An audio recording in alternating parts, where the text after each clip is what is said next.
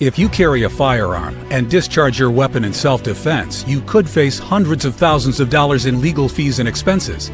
So carry the protection of CCW Safe, Self-Defense Legal Services membership. Upfront payment of all criminal and civil defense costs with no out-of-pocket for members. Unlimited defense budgets, unmatched legal expertise. Carry the same level of support police officers have. Carry CCW Safe, the highest caliber. And we are back. I'm Chris Evans, CEO of Survival Dispatch, joined tonight by our in-house CIA operative, Jeff MD, aka Arizona's version of 007, and special guest Sam Anthony tonight from yournews.com. Sam, go ahead and introduce yourself to the SDN audience, please. Sure. Again, my name's Sam Anthony.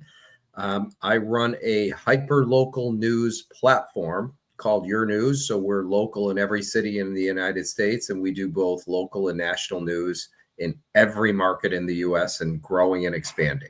At the end of the day, what I do will replace the legacy media. So tell us what prompted you to start this project, by the way, Sam.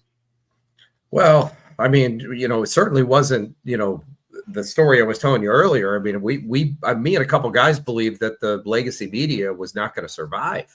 And so we set out to replace a platform that would ultimately replace it. And it was me and two other guys, and we put a lot of money into it ourselves, and we failed miserably, right? I mean, we did, because we didn't really know what the hell we were doing. So I ended up picking up another partner, and the key to this whole thing is local news. Like, how do you get local news in every city in the United States, and how do you do it cost effectively? Because the big cost is payroll, right? And so we did something which I thought was brilliant. And I said, oh my God, we figured this thing out. And, it turns out it wasn't, but I'll tell you what it was, because it made sense to me. It was, how Fox and CBS and ABC have the television news networks, but then there's local CBS and ABC and Fox, right? So what we have is a platform. And when you log in, your provider tells us where you live. And if you block it, or if you have a VPN or whatever, you put in your zip code. So it'll take you to Chicago, Miami, Phoenix, LA, it doesn't matter. So it's going to look like any news website with just massive scale.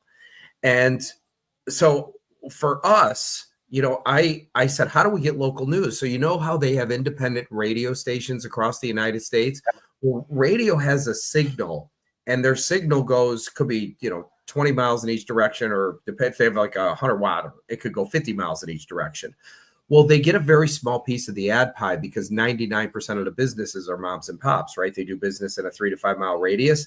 And when they tell people to go to their website, it's an extension of their signal.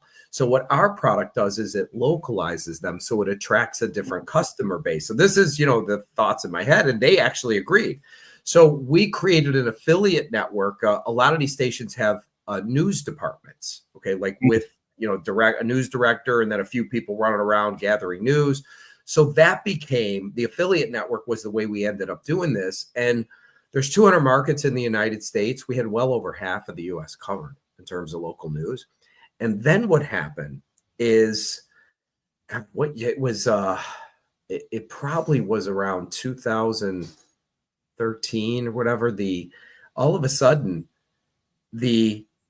I started losing a lot of my affiliates, and it was all around the same time. And so I knew them all, right? Because I was the one that called them and explained it. And, this is how we get started. So they took their market. Well, it turns out that they all had to start downsizing. And the first person to go was the news director and all the news people. So they started laying people off everywhere. So some of these radio stations that may have had 30 people that were handling stuff, all of a sudden 15 people are gone. And basically you got, somebody doing double the work they used to do.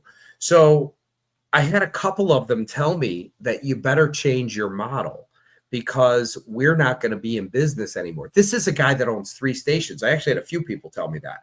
And I said, what do you mean? He said, do you listen to radio on the dial? I went, no. He goes, neither would I if I didn't own 3 stations. Okay. So because, I have Sirius XM radio, right? That's what I listen to. So I'm thinking to myself, what do you do when you have a business and basically all your customers have cancer? Okay. Once all your customers are dead, you're dead, right? So I looked around and I said, okay, how are we going to solve this problem? And then it hit me. We need to come up with a monetization model like YouTube has, or X, or Facebook, where local journalists can submit an article, share it on their social media pages, and then share in the ad revenue. And so then we had to do a complete revamp of the platform to be able to get it to where it would actually, do all this stuff. And that's how we ended up getting to where we are today. So what we are is a hyper-local news content distribution platform. We could publish a story to a city, a county, a market, state, regional, or national, and it's by subject. So somebody's Little League game is sports news for a city. The high school football game is sports news for a market, and I define a market by television DMAs because they're all preloaded in the system. And so the Monday Night Football game is obviously sports news national. So what news organizations are is they're aggregators. And what I mean by that is, how people that have news will send a press release to the media? Mm-hmm. Okay. If you're a nonprofit and you're having an event, doesn't matter. It could be a church having a bake sale or a 5K run. Somebody from the nonprofit sends a press release to the media. The media decides what they're going to air or publish. And by the way, that's global. It's how it works. Yeah. But they're aggregators. I'm an aggregator in every single market in the United States. And my goal would be to take all the content that flows out of the US, bring it all under one umbrella, and create one uniform media. That's it. That's the model. That's really interesting. So let's get into some current examples of what prompted you to go in this direction. And the whole thing revolves around nobody trusts the legacy media anymore, except for some baby boomers. Baby boomers are, many like Jeff, he's not that much older. Hey, don't be dissing baby boomers. Man. I'm not. I was just going to say you're one of the few baby boomers. I'm one of them who doesn't trust legacy media. Sam, these young kids, they just don't get it. Yeah, I'm at the bottom end. It was baby boomers was 65, right? Is that what it was? So I'm 65. So from there on, so I'm I'm in that group. But I agree with you. Nobody believes them. So here's, look, at the end of the day, there's still a demand for news. It's how people consume it that's changed. So there's platforms out there like, 25 years ago, if you didn't like what Fox or CNN or ABC said, there's nothing you can do about it. Today, there's platforms where anybody can have their own show. Example would be you guys, right? Mm-hmm. So YouTube comes about, and now everybody can be a broadcaster. And I'm going to throw out a number that, I don't know how accurate it is, but it's got to be pretty accurate. Pretty much most everybody on YouTube, not everybody, but they were never a broadcaster on a network TV station, right? Mm-hmm. I mean, these are all people that never started. They just got on, and the cream rises to the top, right? Mm-hmm. How many YouTube channels have you been to where the last posting was 4 years ago? Yeah. And if you don't know why, I'm going to tell you why. It's because they couldn't make any money at it. Mm-hmm. The marketplace decided, with the exception of the people they kicked off, So in our business, it's really the same thing, but for news reporters, it's funny because they're talking, Elon Musk talks about citizen journalism, and I've been doing citizen journalism for the last 20 years. Okay. So it's like, that's what we call them, but basically, the technology today allows everybody to have their own show, and the marketplace decides. What nobody does it for is news, where you can't be a news reporter covering the city council meeting, the high school football game. I mean, certainly you could do it, but who's going to publish that stuff? So because I'm hyper local, I could publish the city council meeting, but that goes in the politics section in, I'll make it up, Boca Raton, right? But if it's somebody's Little League game, it's sports news in that city. So we can focus a story, which I'll show you, to a city, a county, market, state, regional, or national. And the marketplace, I mean, talk about filling a void. By any chance, do you guys have any idea how many people on LinkedIn call themselves freelance journalists? No, but I'm dying to hear. Okay, so I remember when it was less than 50,000 people, and that was probably 10 years ago. To me, a freelance journalist is somebody that, doesn't have a job, so they're trying to go freelance to make some money, right? Most of them, not all of them, are part of the downsizing of the legacy media. In just the U.S., there's just under 500,000 people. Not surprised. Okay, 490 was the last number I saw. And by the way, a lot of people that got laid off 3 years ago are now doing something else. They can't find jobs. Mhm. And I have no idea how many students there are in school, in journalism school, like, Columbia School of Journalism and in New York and all these different places. But I have no idea. But I do know there's 170,000 of them on LinkedIn. Why they're on LinkedIn, I have no idea, because kids aren't on LinkedIn. It's a business website.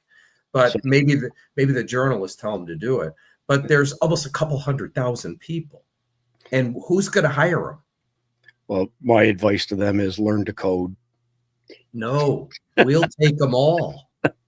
I'm just poking fun. That's what Obama told everybody, right? Just learn to code. Learn to code, and you'll be okay. So, the first one I'm going to put up is kind of a funny meme. We're not interested in another zombie film. Actually, it's about people who still believe the mainstream media. Their brains. So, and we discuss this frequently, and I see we've got some Gen Xers like myself and baby boomers in the comment section. So I wasn't saying all baby boomers trust legacy media, but if you segment the demographics, depending on whose poll numbers you want to believe, somewhere between 50 and 60% of baby boomers trust the legacy media. And when you go all the way down to the Gen Zers, it's something like 20%. I have a chart somewhere. So it's the people who typically vote, which are baby boomers and Gen Xers, there's still a significant portion that believes the legacy media, which it's not everybody, but it's a thing, right? So it's enough. So I want to step through this article briefly from Gallup, just because it hits on some major topics, and then I'll go to you, Jeff, to comment, and then circle back to you, Sam. So okay. This article is trust in media has dropped precipitously in recent years, particularly among young adults and Republicans.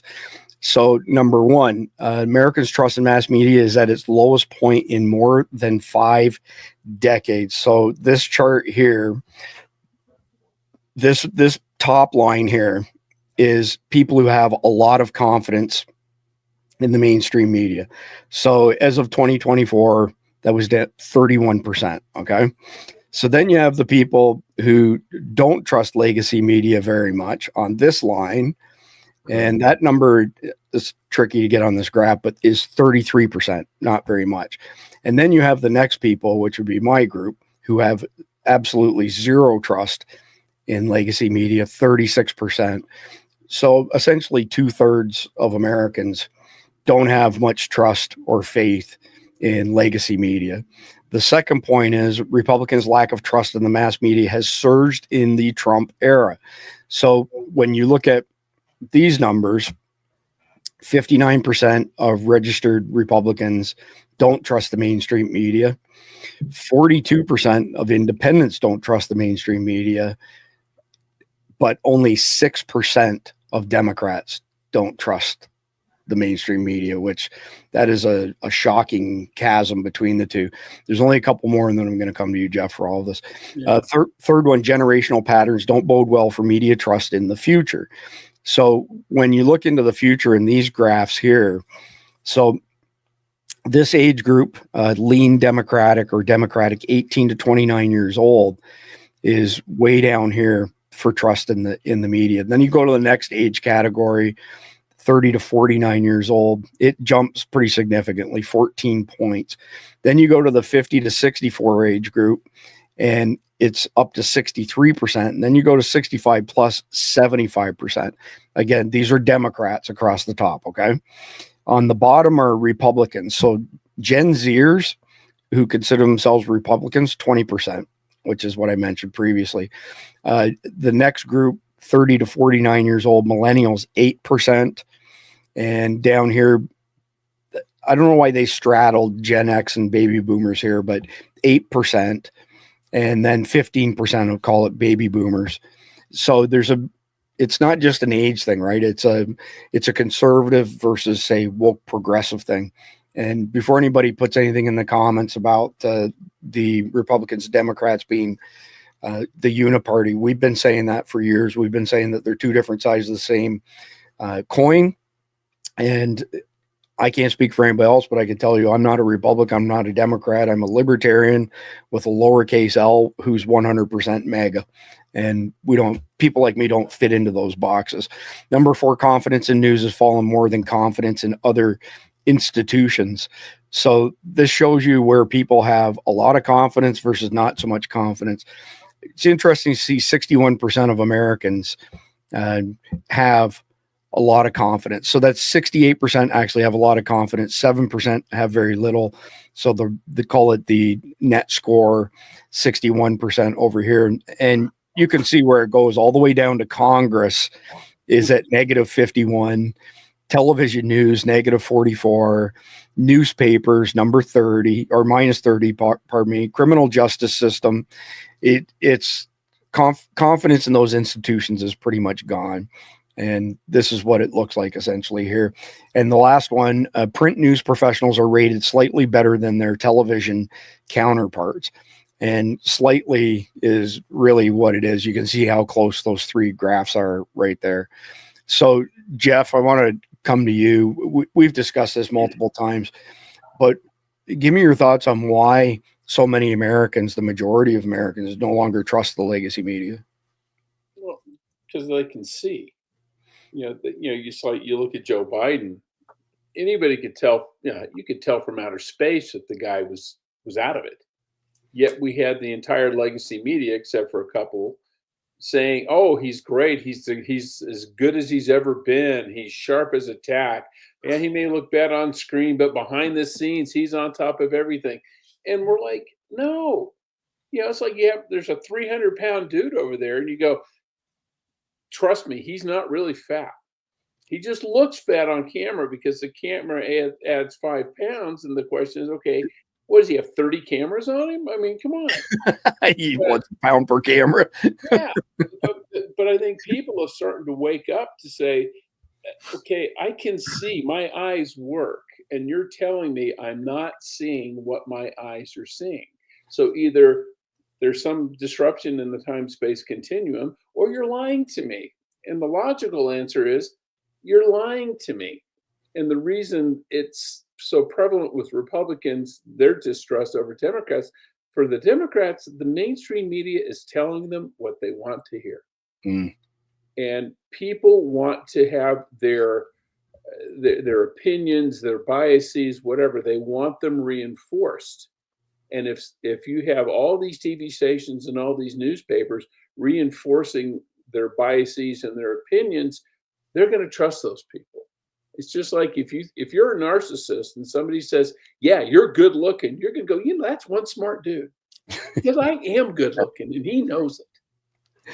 That's funny. Republicans are more objectively sane, and I think they're skeptical. And I've said it 100 times, being skeptical is a good thing. Everybody should be skeptical. Don't trust, verify. And when you verify the mainstream media, you find out they're lying. Yeah, myself, I would use the vernacular conservative versus, say, progressive, as opposed to Democrat and Republican. But I get your drift of what you're saying. I'm looking at these charts, say Democrat, Republican. Yeah, no, I know exactly what you're saying. Yeah. So before I come to you, Sam, I would point out that in the early 1980s, there were just over 500 independently owned news organizations in the country.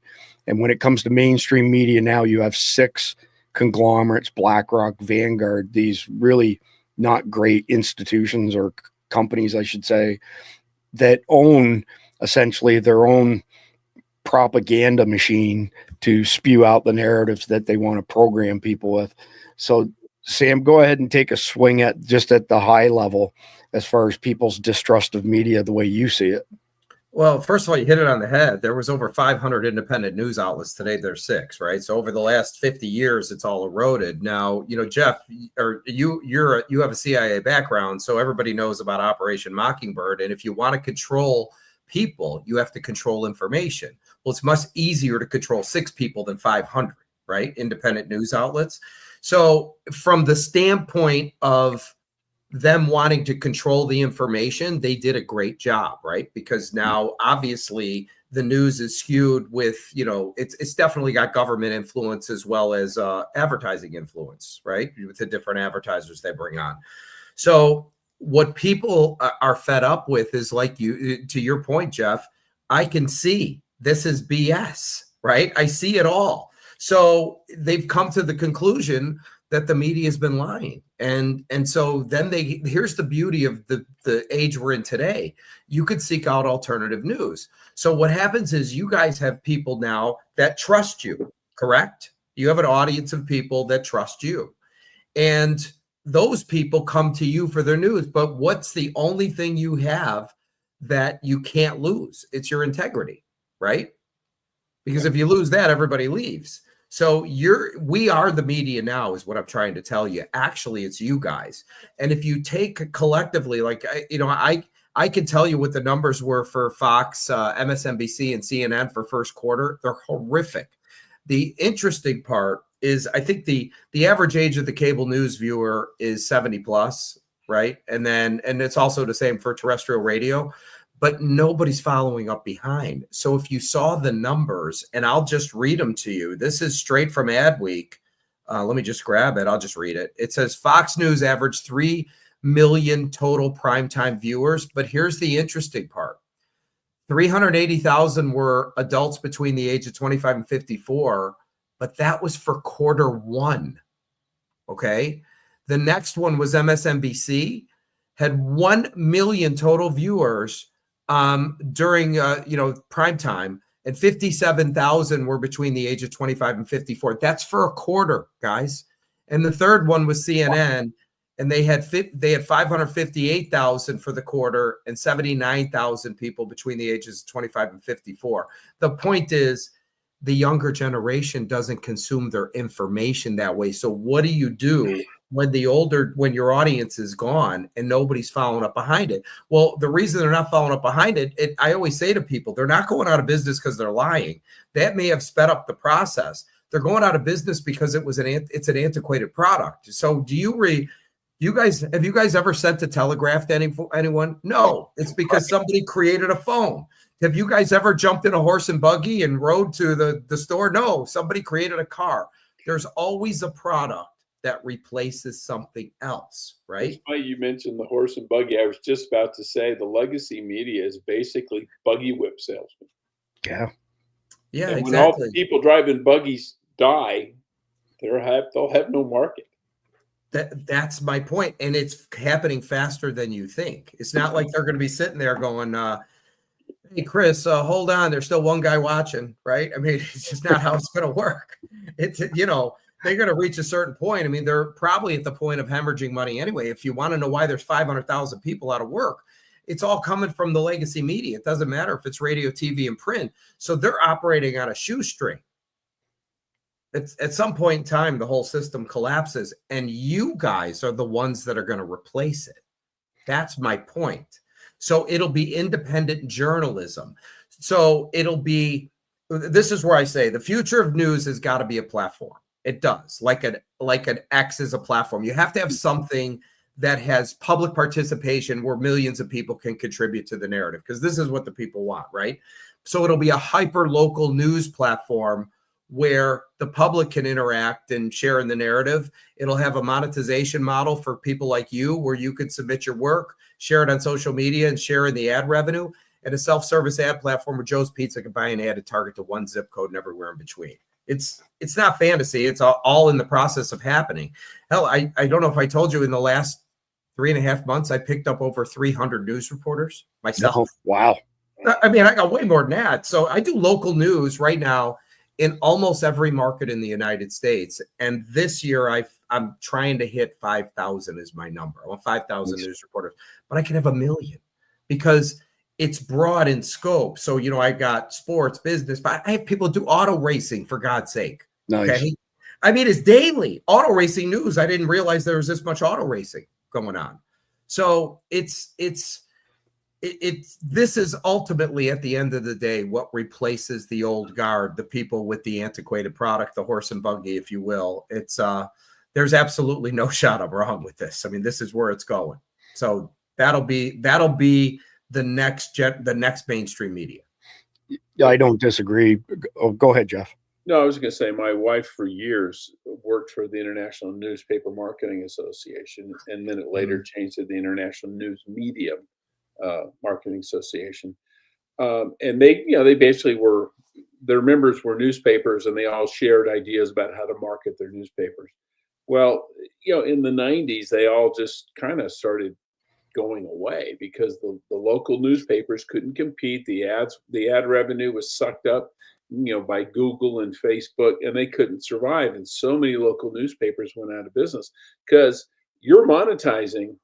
They couldn't because they had an old structure, which was we print a newspaper, we sell ads, and that's how we make our money. Well, if you're an advertiser, you say, well, I can put it in your newspaper, or I can go on, I can go on Google or Facebook or something like that, and they'll target it towards people I want to see it and all that. So they just started going out of business, and for that organization to survive, they had to start going more and more to international, because newspapers were at the time still a thing in, say, India. So they would have a bunch of Indian newspapers that were members of the association. But yeah, it got to be where there were only a handful of big players, the New York Times, the Washington Post, the Chicago Tribunes, but they were losing, the little Arizona Silver Belch, the little local newspapers, because they just went away. But because they could monetize. Yeah, exactly. So just a couple of things I would add, Sam, before we move on. First one, this is episode number 460 of Survival Dispatch News. For the first year, it was pre-recorded once a week. And then in the second year, it was pre-recorded twice a week. And then the third year, we started doing live 7 days a week. And in 460 episodes, we've had to issue 3 retractions where we got something wrong. Like with Chimney Rock, everybody was reporting that it had been wiped out by Helene. And we showed some footage that we thought was legit and reported that, it was essentially being bulldozed. And then we came to find out 2 days later that wasn't the case. So that's an example of one of our retractions. But one of the biggest differences between us and the mainstream media, legacy media, is we don't have a dog in the hunt for this stuff. We're not collecting millions of dollars from big pharma to push the narrative that they want us to push. So there's no money to be followed, put it that way, to the bad players like big pharma. The other thing I would add is that, and I'm not telling you anything you don't know, but I would argue that Trump did extremely well in 2024 in the election because he put a heavy focus on what you term citizen journalists as opposed to major networks. And then the last piece I would throw out there with regards to you were discussing how somebody may be reporting on something from the government. And I'm sure you're aware in 2012, part of the National Defense Authorization Act, which gets tweaked every year in the fall, they slid in this thing called the Smith Modernization Act. And prior to 2012, if a government agency gave information to a media outlet, the media outlet was required by law to disclose, hey, we got this information from this 3-letter, 4-letter agency. And Obama got rid of that in the 2012 NDAA. And so when somebody from a government agency has a narrative that they want the media to promote and they hand it off to the media doesn't have to disclose where they got it from. They don't have to say, oh, by the way, this came from the FBI or the ATF or any of that stuff. So I personally believe that may have worked for them in the short term, but I think they cut their nose off to spite their face. As both of you have said, people are smart. They've clued into it. They know what's going on, and you're not going to fool them any longer. I've got a video here that I want to play part of from Carl Higbee, and it's 3 minutes and 32 seconds long. I'll try not to play the whole video, but this is a pretty decent video on Carl's part that summarizes some of the stuff we've been discussing. And then I'll come to you first, Jeff, and then you, Sam, right after this.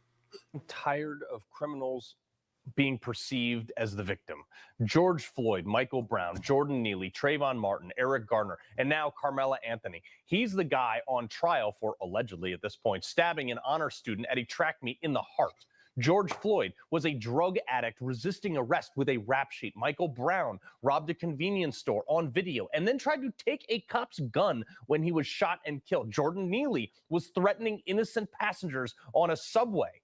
Trayvon Martin was suspiciously looking into windows of an apartment complex and then violently attacked a neighborhood watchman who confronted him. Eric Gardner was resisting arrest for illegally dealing cigarettes for like the nth time. And now Carmela Anthony, who by all accounts allegedly fatally stabbed a young high school athlete in the heart in front of a ton of people.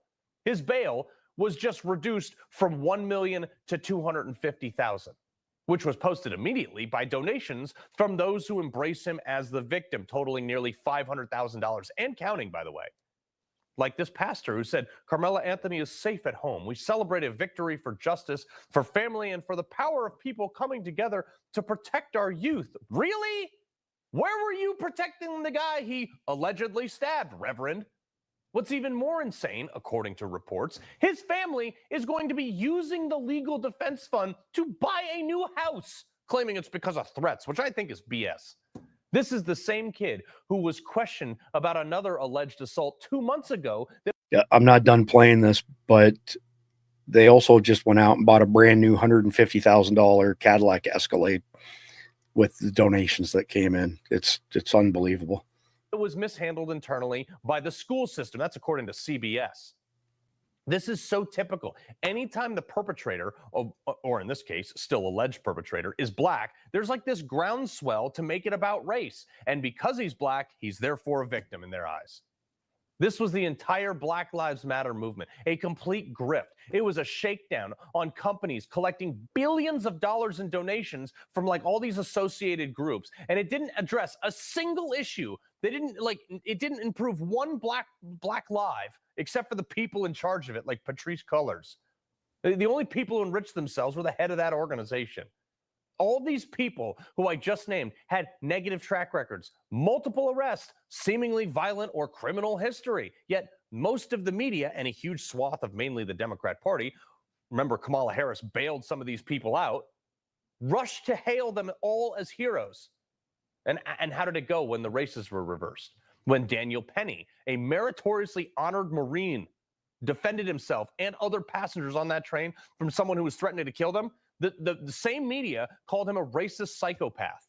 Kyle Rittenhouse, no criminal record whatsoever, goes down there to help out, clean some graffiti, defends himself against 3 people, one of which was apparently a pedophile. He's made out to be the second coming of Satan. And what happened? They were both found innocent at these trials. Can we talk about actually treating criminals as criminals instead of praising them as our societal heroes? I'm so over this. So I'm going to go ahead and stop there. There wasn't much left after that. But what I would say before I passed off to you, Jeff, is kudos for Carl having the balls to stand up on a major platform and speak his mind, because people are even afraid to broach this topic because you're instantly labeled a racist if you go against this. It's statistics, and crime statistics aren't racist. They are what they are. So, Jeff, I'll pass it over to you. Well, yeah, and I heard one today. Someone had a great analogy. They were talking about the Harvard thing where they were discriminating against whites and Asians. Someone said, now if that reverse it, had that been they were discriminating against, if there were whites discriminating against blacks, they said, oh my God, it'd be the KKK. But when you discriminate against whites or Asians, no, that's okay. It's accepted. And we have a really sick and twisted society right now where criminals are being put on pedestals. You got that Luigi Mangione. They're talking about, he's handsome. You had Taylor Loren saying he's this morally upstanding man. He murdered a father of 3, shot him in the back on the street, and he's considered moral, and it's the progressives, and they're trying to twist reality. And people are seeing it, and then the media backs them up, and people see that too. And that's when they say, okay, lie to me once, shame on you. Fool me twice, shame on me. And people are realizing, okay, they've been lying to us for years. So we shouldn't be listening to them anymore, ever, any of them. So question for both of you. You can go first, Jeff, just because you're speaking, but I want to get it from both of you. What's in it for these news organizations to behave in this manner? What do they get out of it, or what do their masters get out of it? Well, I think they're trying to destabilize American society and kind of strip away the foundations of American society. They're trying and they feed on chaos. Nobody makes money when everybody's happy. They only make money or ratings when there's something, controversial. So they create something controversial so they can get ratings. And I think a lot of them are just trying to check their progressive bingo card.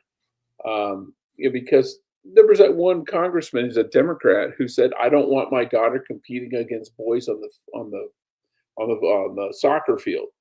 And he was a good card-carrying liberal. He was very popular. Within 24 hours, they were talking about primarying the guy because he said something that everybody else thinks, which is girls shouldn't be competing against boys in contact sports.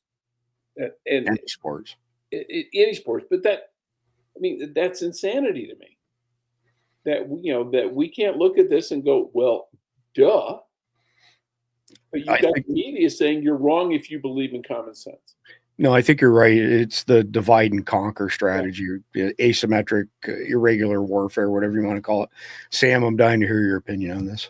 Well, in this case, I have to agree with Jeff. This is all the whole divide and conquer thing. What is the upside to it? Well, I guess the upside is instability, right? They're trying to pit left against right and, a race against, color against color. And they're trying to make people hate each other. And this is how they're doing it. And the media is on their side, but you only have to control the 6 people that control the networks. Right. So it's not like it's very hard. And so what do they get out of it? Well, they probably get preferential treatment when it comes to not so much taxes, but, whatever it is that they're doing. Okay. I'm certain there's backdoor deals that have to get done because it doesn't make any logical sense. Why would somebody ostracize somebody who's a liberal because he doesn't want his daughter competing against men in sports? That just makes logical sense. And by the way, 95% of the population would say the same thing. But the fact that the media is backing anybody who's telling you how bad this guy is absolutely ridiculous. And this is why everybody's turning away from him and they're turning it to alternative news like you guys. That's the exact reason. So what they're doing is right out of the old Soviet playbook. When the communists took over in Russia, first they went against the royalists, the elites, the czars, the royalty, the people in tight with the czar. Well, they wiped all them out. Then they went after the culottes, the wealthy peasant farmers, and so they went in, took all their farmlands away, and basically drove them into oblivion. Then they would anyone else who was rising, small businessmen, things like they destroyed them, and so they could take over everything. And to take over a country like that, you have to weaken to kick over the stool, you got to weaken the legs, and that's what they do. And in this country, one of the things is the strengths of this country is small businesses. Most people work for small businesses. They trust small businesses. And it's not going to be long before they're going to say, well, your local hardware store is just ripping you off. And part of this is that stupid, minimum wage nonsense where they say, you can't raise a family of 4 on the minimum wage. Well, guess what? You're not supposed to. It's a wage for entry-level job. It's for unskilled workers so they can learn to show up on time and follow instruction. You're not supposed. If you're trying to raise a family of 4 while you work at McDonald's and flip fries, I'm sorry, you're a loser. You need to get your act together. As a guy who made burgers and at Wendy's in college. Listen, my president Donald Trump worked at McDonald's. This is true. Look at him; he's very successful today. All right. It's funny. All right. So moving on to the next one here. Let me just pull this up quickly. All right. So this is on CNN, and they're having this discussion around this tactic that the left is trying to play now to say that all kinds of people who voted for Donald Trump regret it now. And kudos to this guy here. Harry Enton is his name. He does a good job of standing up for the right side of this. It's 2 minutes and 5 seconds. Let's talk about Trump voters and how they feel. Do they regret their vote? This is the big question, right? I hear all these stories. all these articles. All the Trump voters, they regret what they did back in 2024. I'm here to tell you, very few of them regret what they did back in 2024. What are we talking about? Trump voters looking back at 2024. We got a new poll out. The poll was conducted this month. What percentage would change their vote to a different candidate? We're talking just 2%, just 2%. That's not even a wide spot on the road. And then there's this additional 1% who say they would rather not vote. We're talking overall under 5% might or would have changed their vote, Donald Trump voters back in 2024. And then you ask, okay, the same question to Kamala Harris voters, and it turns out the numbers are rather similar. So if there was a repeat, if folks got to be able to redo their vote that they had back in 2024, would the result be any different?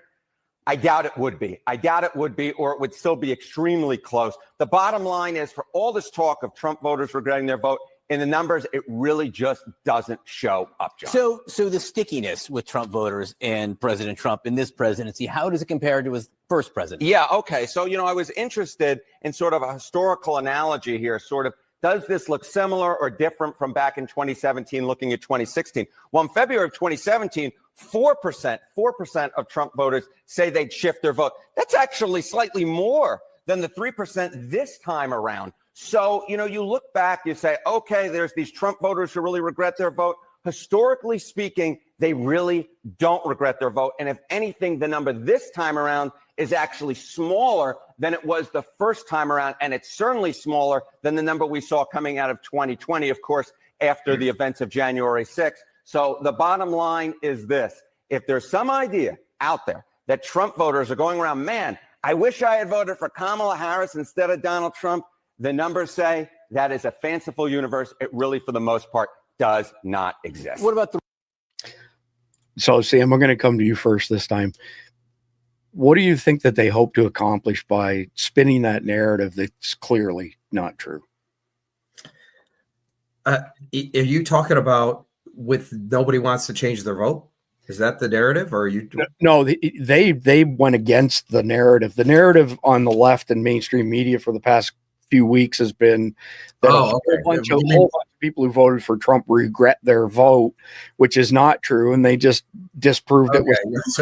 So that was the reason he came up with those numbers. Look, I'm going to tell you why, because they're always trying to split and divide. They're trying to tell people, oh, everybody wants to change their vote, so people that did vote can say, oh, maybe I should think about doing that, right?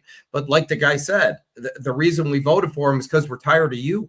We're tired of the status quo. We're tired of nothing being done. We're tired of you promising us this and never getting it, right? And the only thing it gets worse. Name one president besides Trump that actually did what he said he was going to do on the campaign trail. It doesn't exist. Yeah. Okay. But all of a sudden, Trump's got like a list. I checked that off. I did that. I did that. I did that. Well, this is what we voted you in for. So check out this comment. We're broadcasting to 8 different platforms, Sam. And no, that's the wrong one. Hold on. It was the one above. My apologies. Patriot Rising 1776. Holy shit. CNN committed an act of journalism. That's so far, that's the comment of the night. Exactly. I love it. Jeff, I want to hear your thoughts on this, Trump regret baloney. Yeah, what they're trying to do is weaken the administration in the eyes of the American public. If they try to convince enough people to think that, there's a lot of buyer's remorse with Trump, then they're thinking there could be pressure put on Congress and everybody else to undermine his agenda. And things, and then it comes out that, of course, they're not, which only undermines the media that much more. But it also encourages the radical, the progressive base. They're demoralized right now. And if you can tell them, it's okay, the people who voted for Trump, they all regret it now, we're going to win next time, you kind of lift their spirits, and it's easier to get them to do things that you want them to go out, to donate money, for example. They can say, Trump's taking one, and he's taking one below the waterline. We need to pour on the speed, man. We need more money, because ultimately politics is all about money. Yeah, well said, for sure. I agree. I got one more thing to add to this. Sure. What is the media's job is to report the facts, right? Yes, sir. Since when, and I know they've been doing it I know, okay, but since when are they supposed to pick a side? Okay. And I know they've been doing it forever, but this is absolutely ridiculous. I mean, to me, this is what the problem really is. They should be reporting, here's what the facts are. The facts are that only 2% of the people would change their mind, not trying to spew a narrative to disrupt the Trump administration and make them look weak and make the people that are listening go, wow, well, maybe he's not doing that good. Maybe he's hurting us. I mean, that should never happen, ever. So it's not real news. It's just propaganda. And most people are smart enough to figure that out. I mean, I don't know about you guys, but I've had enough. As a matter of fact, I can tell you that when I do a lot of shows, I'm on a lot of shows. And so I have to keep up with the current events because I used to be happy until I turned on the news, right? And so I'm just a miserable old man. So I'm pissed off most of the time because when you hear this crap, you just get pissed off. And I feel like I'm walking around like wanting to hit somebody with a baseball bat all the time because of the media, right? Yeah. I mean, that's really what it is. But of course, I would be somebody that's nuts, that's a white supremacist, that, I mean, they'll make anything up. But life is better if you don't turn on network television. Oh. That's all I'm going to say. I've only watched network television twice in the last 4 years. I watch election night coverage, and that's it. Okay. We don't watch Fox. We don't watch CNN. The only time I will watch, sometimes I did watch MSNBC the morning after the election. I wanted to watch him cry. Right. And I wasn't watching it for news. I was watching it for pure entertainment purposes. Were you hoping for suicides right there on national TV? I figured the 7-second delay would stop it, but you might see the run up to it. When the gun comes to the head. Yeah, and then they cut away to word from our sponsor. That's too funny. So the same reporter on CNN here, despite nonstop media spin, most Americans don't believe Trump has too much power. CBS News, which of course these polls, when you look at what process they use, they typically way oversample people who are registered Democrats, 60%. So these numbers are probably not even as accurate as they could be. They're probably higher, but 53% say that Trump has the right amount of power or even too little. That's not a dictator. That's a leader Americans still trust. So you've essentially got 36 plus 17. So to get the 53% versus 47%. And I would argue that if those numbers were accurate, that would not just be power. That would be how much people support President Trump versus don't. But I think the 47 for detractors is probably nowhere near that high. The Democrats have 21% support in the real polls right now. Go ahead. Exactly. You can go ahead and add to that if you want. Look, do you guys remember the map with the red and the blue when Trump won all the counties, right? Yeah. Which it was 87.14% or something. And I've been saying, people are like, the country's divided. I go, there's no way. There's 50% of the United States is stupid. There's no way. Okay. I mean, anybody that has half a brain can see the BS that's coming out of all this. So when I saw the map, I went, this is the reality. And by the way, you have all those blue areas where they did a lot of cheating, right? For elections. So I would venture to say it was probably more like 93-7, okay, or 95-5. So there's not as many stupid people as you think. The country really isn't divided. It's the media that needs to get burned down. Okay, eliminate all the networks. There's not going to be any problems. Well, I think media in general, right? So we saw a lot of USAID money was floating to hardcore left-wing organizations, Politico, that's kind of stuff, which created this false, illusion that the left was larger than life, when in reality they're not. You didn't get your money from them? No, I don't. I didn't get paid by USAID. I'm a middle-aged white guy. I don't get anything from the government other than a bill. No, I agree. It was all propped up, right? I mean, come on, Politico, $37 billion, really? Okay. I mean, it's a website, for God's sake. Yeah. $10,000 subscription. Yeah. 15, 20, whatever. 30. It was ridiculous. Oh, you want our master subscription? Well, that's going to be service. Yeah. Yes. $8,000. So I'm dying to hear what you guys have to say on this next one here, and I'll read through it fairly quickly, but this blows me away. So we now have declassified handwritten notes that confirm CIA Director John Brennan briefed Barack Obama and other senior national security officials on the intelligence, including Hillary Clinton's approval on July 26 to initiate an operation aimed at overthrowing the United States government during the 2016 presidential election. Additionally, more damning emails obtained by John Solomon confirm CIA Director Mike Morrell asking CIA Director John Brennan if he could assist in the effort to overthrow the U.S. government during the November 3rd, 2020 election. Mike Morrow wrote, trying to give the campaign, particularly during the debate on Thursday, a talking point to push back on Trump on this issue. John Brennan. Okay, Michael, add my name to the list. Good initiative. Thanks for asking me to sign on. In other words, John Brennan, Barack Obama, Hillary Clinton, and others were involved in a conspiracy attempt to overthrow of the United States government in 2016 and the overthrow of the United States government in 2020. Therefore, we will not move forward until arrests are made. U.S. Attorney General Pam Bondi, we will not let Jeff Sessions nor William effing Bard ever again. So that's a note from this guy saying to her, essentially what's happened in the past few days is we have 100% proof that Crossfire Hurricane was a complete fabrication by John Brennan and his clowns, which includes Obama and Hillary Clinton, to undermine Donald Trump and sway the election, which they swayed a lot of people. Sam, I'm going to go to you first on this one. The reason I put this up here is, have you seen this anywhere, any headlines on any major news source since this news broke a few days ago? No, I have, and I'm quite certain we probably had it, but I hadn't seen it. Okay, because I can't scan everything, and Monday I was on 5 shows, so it's like I don't even have time to do this stuff. But however, so this is actual real evidence which shows it, correct? I mean, now you have a smoking gun.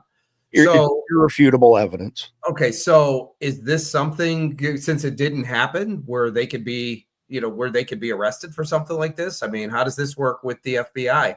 I don't have the answers for that. I mean, everybody's waiting for people to be locked up. Everybody is, right? And I would argue that, and I'm certainly not in law enforcement. I think Jeff probably would know more about this than I would, but I would suspect when you find, and we'll use the USAID money that's being funneled out to all these places, which they're just shell companies, somebody's got to track all this crap to figure out where it's all going. Mm-hmm.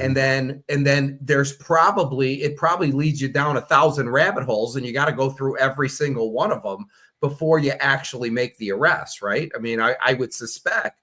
So even though we all want people to get arrested for all these crimes, mm-hmm. It probably takes, Jeff, a year. Am I wrong? I mean, I would say it. I'm not law enforcement either. I mean, we couldn't arrest anybody, but it is money laundering. And the whole point of money laundering is to make it where you can't see where the money comes from or where it goes to. So it is obfuscation by definition. So it does take a lot of effort to unwind that. It's like, look at the Gordian knot, it's like trying to untie a knot without actually touching the string, but by tracing the string as it goes in and out of itself 150 different times. But the thing with Brennan and Morrell, depending on when that was, at one point, Mike Morrell was the acting director of the CIA. At one point, he was an associate director, most of his career, assistant director. And some of these guys who did that whole Dirty 51 letter, there were a couple that were employed by the government at the time, in which case they have violated the Hatch Act. That should be a very simple, straightforward thing, and they should be prosecuted for that. Because the Hatch Act says if you're a government employee, you are prohibited from engaging in any kind of political activity. You can donate to a campaign, you can put a bumper sticker on your car, but you cannot be actively involved in any partisan political activity. The closest you can do, you can run for your school board, because that's considered a nonpartisan position, but you can't run for office, and you certainly cannot work to manipulate. It's campaigning, and you can't do that, and they should go to jail for that. That's an easy one. Yeah, it is. But do you think we'll ever actually see any consequences? God, I hope so. But the problem I think Kash Patel's going to run into is that FBI was as much involved in that as anyone else. Right. Operation Crossfire Hurricane was not a CIA operation or an NSA operation. It was an FBI investigation. Now it was started and fomented and pushed and initiated by the Democratic Party.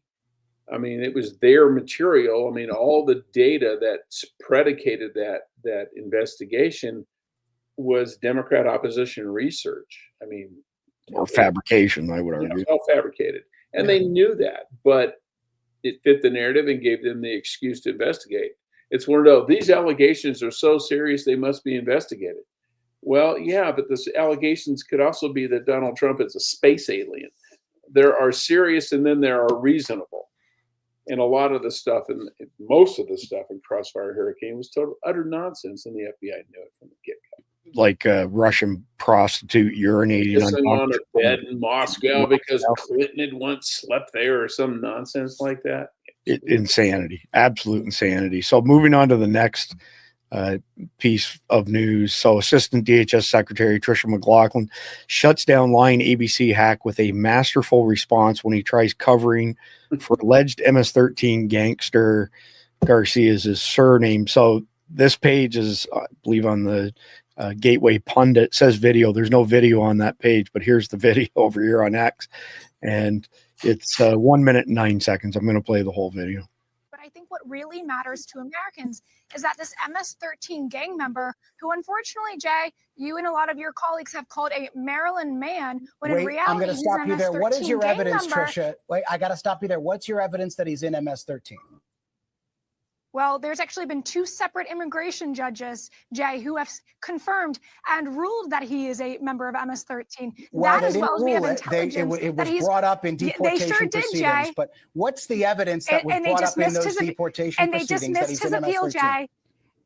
I can do this all day, Jay. He is a member of MS-13. I don't think you'd want to be his neighbor, Jay. I sure wouldn't. And I don't think many Americans watching would want to be this individual's neighbor. He has been involved in human trafficking. He's been involved in labor trafficking, and he should not be in this country. So whether he's in an El Salvadorian jail or a U.S. detention facility, I am so very glad, as are millions of Americans, that he is off of U.S. streets. Because remember, Jay, who is MS-13? They maim, they rape.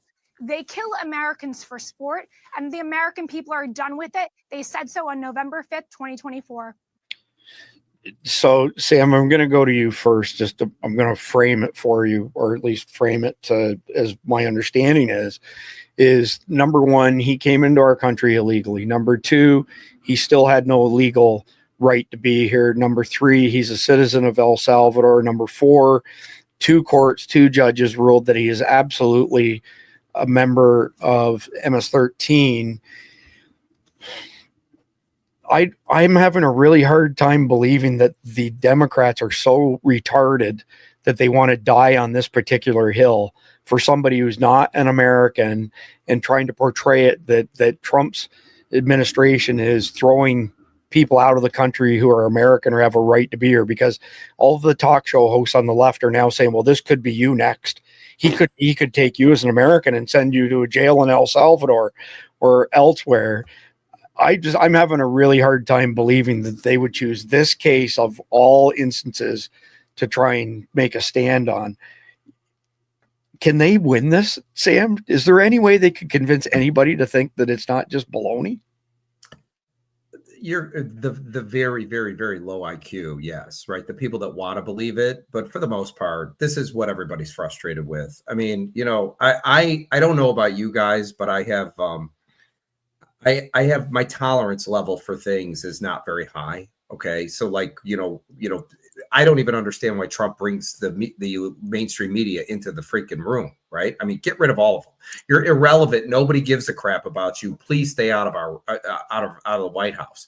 Okay. So figure out how to make stories up and keep running with them, but we're not going to participate. It pisses me off when anybody gets on any of these shows and tries to explain it, because why? All they're trying to do is paint a picture that you're bad and we're really good people. And so, you know, I mean, not to jump off topic, because I really don't think it is.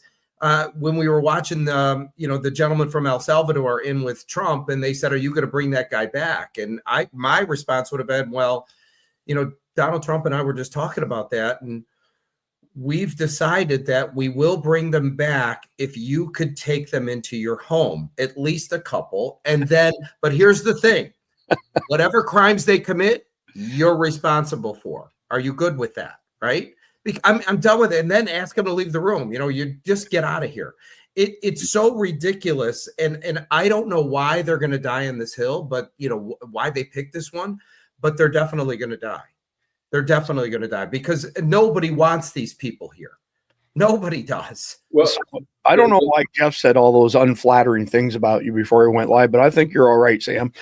You're my Well, I'm just kidding. You're Jeff's kind of guy. Well, no. What I love about this Garcia guy that came out today is his girlfriend, who's been so feverishly defending him, filed domestic abuse charges against him. So now it comes down to, okay, were you lying when you filed the domestic abuse charges on him, or were you lying when you said he was a good man who never hurt you? So where do you want to go to jail? Local or federal? And there you go. And I'm waiting for the Dems to say, okay, I want them to defend it, because you're defending a domestic abuser, a man who beats women and is a gang member and is in the country illegally. But he identifies as a woman, Jeff. Yeah. Probably could identify as a racehorse. I want to be sent to Kentucky because I identify as a racehorse. But let him pick that fight. It's crazy. I've had a hard time they picked this hill to die on, but I think in chapter 2 we have a headline out of Great Britain today that their equivalent to our Supreme Court ruled that if you have female organs, you are a girl, and you cannot be a girl without having female parts, bits and pieces. I was really surprised that came out of Great Britain today. But moving on to the next piece of, let's call it fake news. I don't know if y'all caught this, but this individual here was made out to be a leader of the black community, and the police unjustly, you know, shot him and attacked him and everything. When in reality, this guy, he looks like something out of The Exorcist. If you watch the actual video, it is unbelievable. And the cop is tasering him, and he's one of these people who's either jacked up on drugs or totally crazy to the point where it doesn't hurt him, that he just keeps on coming. He doesn't react to it at all. So I don't know if either one of you want to take a swing at this, but this is just another example of them looking for a narrative and not realizing that body cam and other cameras probably caught it, and they're probably going to be proven to be liars again for the umpteenth time. So it will drop out of the news cycle because, it doesn't fit our narrative, so we're going to ignore it.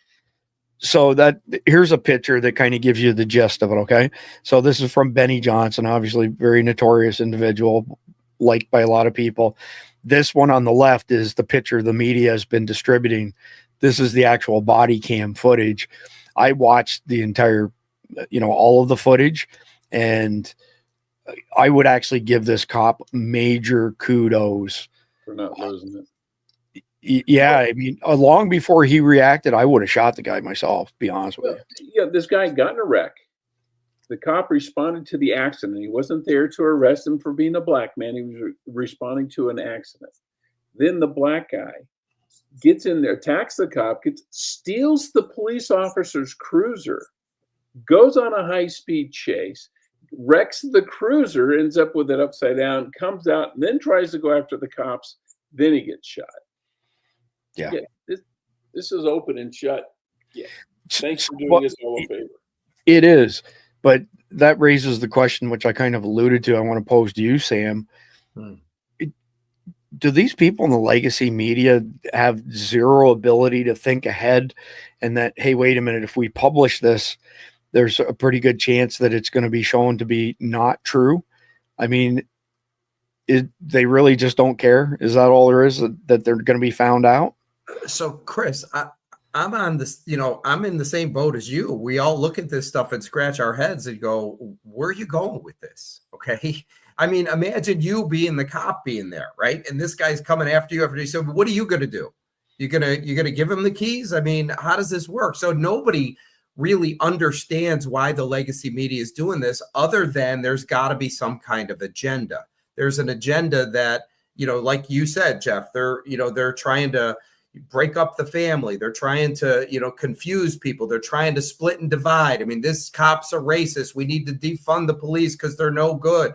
I mean, look, I'll be honest with you. My personal opinion is I think everybody should wear weapons. It should be mandatory and it should be out. And, I think you should police yourself and watch how many crimes get committed. Only one crime is going to be committed when you're sitting at the bar and somebody comes in to rob, and that guy's never going to commit another crime again, right? So Yes, no it ends. It's a game changer. It ends everything. So An armed society is a polite society. Completely. And I think the reason they push these stories is because people tend to remember the story, but they don't remember the retraction or the correction. So brilliant, because I was going to ask you guys that. Remember, hands up, don't shoot. Right. We see this frequently where the mainstream or the legacy media gets this salacious headline and then has to correct it 2 days, 2 weeks later. But the minions who lap this stuff up, they just keep running with the headline, the sheeple, for lack of a better term. That's actually the only reason I can think of that they would do this, unless you guys have any other theories. It's, it's mind-boggling to anybody with common sense, because it doesn't make any. It really should just be, man gets shot after stealing police car, after getting in an accident, stealing police car, and then just the story behind it. But instead they turn it into a race thing and a bad cop and, white versus black. It's nuts, and people are over it. And now you have all these different cameras out there that are showing you things. And, I don't want to get into it because I'm going to get aggravated again, but it does nothing but piss me off. I mean, this is just common sense. I agree. We have some of the greatest sheriffs in the country here in Florida, and I love Grady Judd over in Polk County. And a couple of years ago, and this is a routine thing, but a couple of years ago, somebody broke into somebody's house. The owner shot them half a dozen times. And the reporter from, some legacy media outlet said to Grady, was it really necessary for the homeowner to shoot this guy 6 times? And Grady Judd didn't even miss a beat. And he's like, he should have shot him more times. The more times you shoot somebody, the more likely they're dead. It's less paperwork for myself and my deputies. I remember when he did that. I remember that. That's a daily occurrence for Grady Judd. The guy he's an American treasure, for lack of a better term. So moving on to the next one here. President Trump just demolished CNN's Caitlin Collins. I'm not going to read it because I want to play. It's 24 seconds long. But I really like Trump 2.0 versus 1.0. He kind of went this way towards the end of his first term, but he's just on fire these days. Well, Mr. President, you said that if the Supreme Court said someone needed to be returned, that you would abide by that. You said that on Air Force One just a few days ago. And they said that it must be facilitated.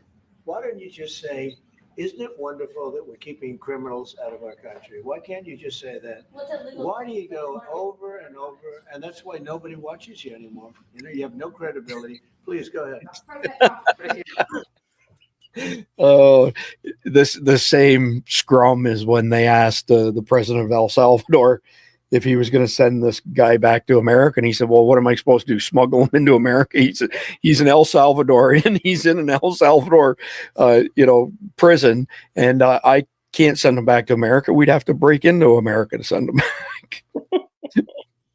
But just a good example of the fake news. So the next one is I'm glad to see these sort of things happening. And I'll read this as fast as I can, but almost every week, 60 Minutes, which is being sued for billions of dollars for the fraud they committed in the 2024 presidential election with their interview of failed presidential candidate Kamala Harris, mentions the name Trump in a derogatory and defamatory way. But this weekend's broadcast tops them all. They did not one, but 2 major stories on Trump. One having to do with Ukraine, which I say is a war that would have never happened if the 2020 election had not been rigged. In other words, if I were president. And the other story was having to do with Greenland, casting our country as led by me falsely, inaccurately, and fraudulently. I am so honored to be suing 60 Minutes, CBS Fake News, and Paramount over their fraudulent, beyond recognition reporting. They did everything possible to illegally elect Kamala, including completely and corruptly changing major answers to interview questions. But it just didn't work for them. They are not a news show, but a dishonest political operative simply disguised as news, and must be responsible for what they have done and what they are doing. They should lose their license. Hopefully the FCC, as headed by its highly respected chairman, Brendan Carr, will impose the maximum fines and punishment, which is substantial, for their unlawful and illegal behavior. CBS is out of control at levels never seen before, and they should pay a big price for this. Make America great again. So, Jeff, I'll go to you first this time so that Sam's blood pressure has a chance to drop down a little bit before he jumps back in the ring here. But give me your thoughts on the civil lawsuit side of this. I'm starting to think that if and when RFK Jr. says Big Pharma can no longer advertise, which is 75% of legacy media's income, and these lawsuits, which are for significant amounts of money, that we're going to have a massive thinning of the herd, is my theory. But I want to hear your thoughts, Jeff.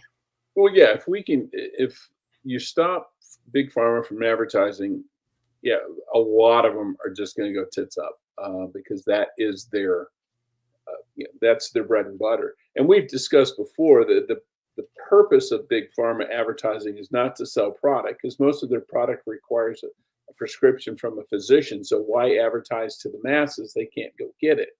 But it indemnifies them against investigation by the news media, because they're not going to spend any effort investigating, Pfizer or, SmithKline or Glaxo or any of these others, because that's the gravy train. It's just like, I think it was NBC did that whole side saddle gas tank investigation against Chevy, and they rigged it and they put flares underneath to make sure it burst into flames. Well, how much do you think that cost them in Chevy advertising? A bunch.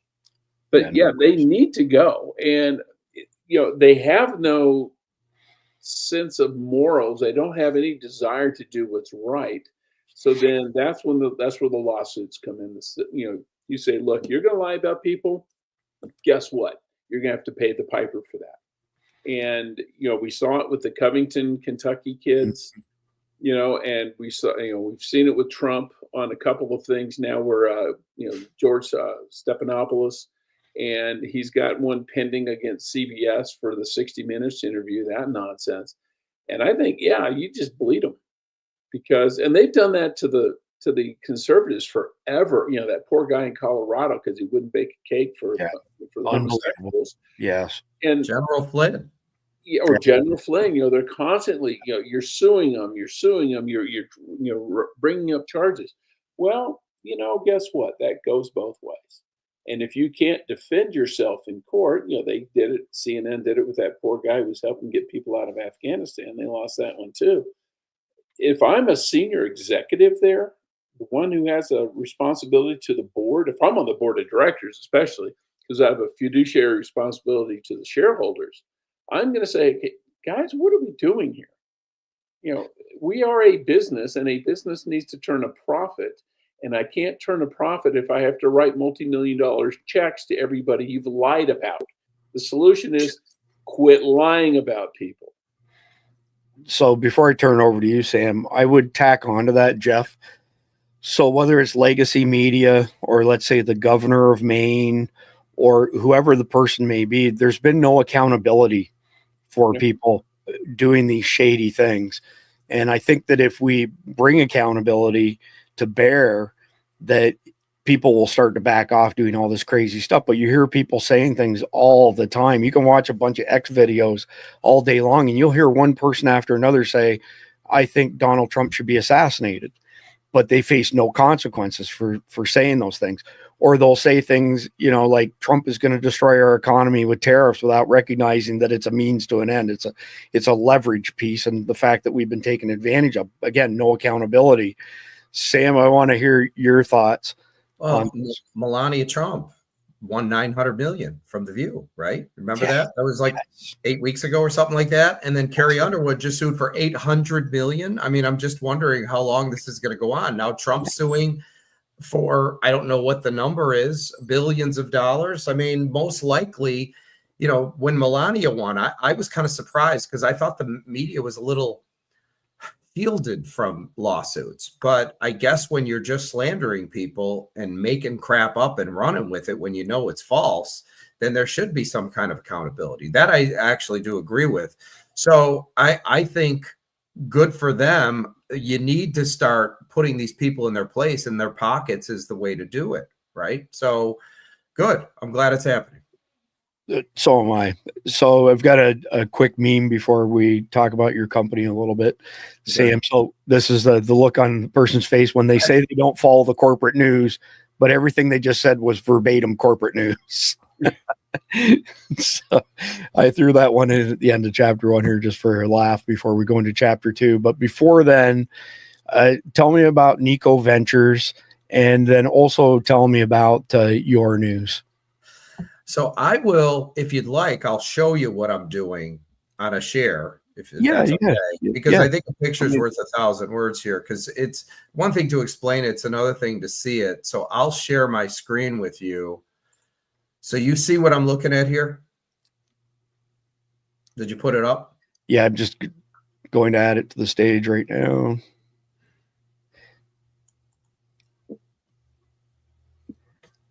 Just a second. We're gonna get stop my stuff from being shared.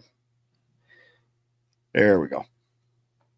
Is it up? That's I don't see what you're looking at. Okay, so my default's to Palm City, right? Okay. So my website looks like any news website, but we're in every city in the United States. Now, the reason I'm showing you this is because we're a daily. So I'm like USA Today with the local paper wrapped up inside. All of this is all your, sports, business, politics. It's all national news. And you know what I say when somebody says, oh, we do national news, big deal. Anybody could do that. The key here is local news, right? So I'm clicking top stories here under local edition. So this is probably a state story. DeSantis administration warns Orlando mayor. So that's probably running to the whole state. But all of this is going to be local news for my market. Whereas if I went to Miami, you're going to see the theme is going to be a little more Cuban based simply because there's a lot of Cubans there, right? So here's Miami, and I'll do top stories here. And it's going to be, Cuban repressor arrested. Now, by the way, all this news comes in from outside contributors. That's what the key to this. Which I'm, want everybody to understand. It's not like I'm pulling a feed from somewhere. This is all local news for either Miami or for the state. And by the way, some of it does run, like I could do politics, but it could be some state stuff, but it could also be Miami-based news. Maria Elva, whatever, requests deferred action for Cubans, Haitians. So she's in the Miami market. Jimenez calls for suspension of rent. That's all in the Miami market. But then what I can do is I could go to, I think it's 57101. So this is going to be Sioux Falls, South Dakota. So this story is national news. But what makes us unique is all the local content. But all of this content here, Yankton County Commissioner, what does that say? An emergency burn ban, right? And 7 Yankton residents are arrested on drug charges. This comes from news reporters that are local news reporters in the local area. And all of these people were part of the downsizing of the legacy media. Guys, I could show you this forever. I mean, there's 200 something markets. So this is Chicago, Illinois. And if I hit top stories here, you're going to see news for Chicago. Armed traveler arrested after security breach at Chicago O'Hara. And these violins, I guess, were stolen from the Chicago Transit Authority, train robbery. And I'll scroll down the page. All local news for the city of Chicago. But here's the interesting part. I'm going to go to multimedia, and under your news videos, I want you to see what my lead story is. Oh, right on. Okay, so when I open this, if I hit play, this is us right here. Right on. Isn't that cool? Yeah. Okay. So what I am is a news content distribution platform with massive scale. If I went to Orlando, you'd see different news. If I went to San Francisco, you'll see different news. If I go to New York, you'll see different news. I don't think I need to keep showing you guys, right? But it's massive scale. And the way we get our journalists is they come down here and they click be a citizen journalist, which you did, Chris. I did. Okay. And then they fill out this application. It comes into us. We look at it to make sure, somebody's not nuts. And then we activate them. They get an email with instructions. And next thing you know, all the content starts coming in, right? Awesome. That's how it works. The trick is because there's 20,000, just under 20,000 cities. There's 3,300 counties. There's 210 markets. What I am is one big, massive aggregator. So let me go back to you guys for a minute, and then I'll go back to the equity crowdfund stuff. Share. So I want to see you.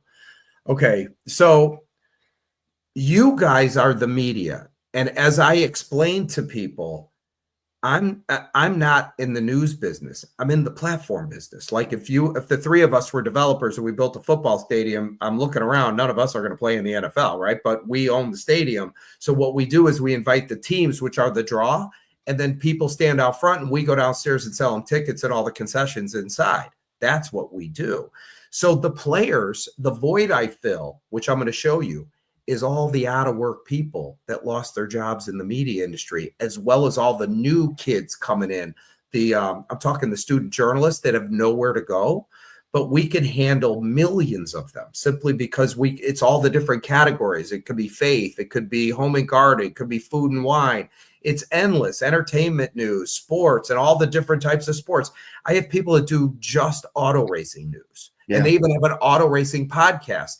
But what happens is, like any social site, it's the content that drives the readership. So that's one of the gentlemen's names, Derek, does auto racing. He has an auto racing podcast, and the guy's out covering the stories. Right. And so we get all that stuff, and he has an audience on social media of all F1 or Formula One racers. So he's driving all the traffic to his content, but your content's there too. You see what I mean? Mm-hmm. So it's like a massive amount of people all driving traffic to one point. So the reason I'm telling you this is because the media is the problem. I never really realized how important what we do is, but what's going to replace it is going to be a platform like this, hyper-local news, where the community can share in the narrative, a monetization model for content creators where they can earn money off of their content, and a self-service ad platform where you could drill down to one zip code and everywhere in between. The marketplace, which is what I wanted to show you. I'm going to present one. Let me share a screen and then get this up there. This is what I was telling you. Tell me when you see this. There you go. Okay, so here's freelance journalists. When you use Navigator, you could pull different data. Mm-hmm.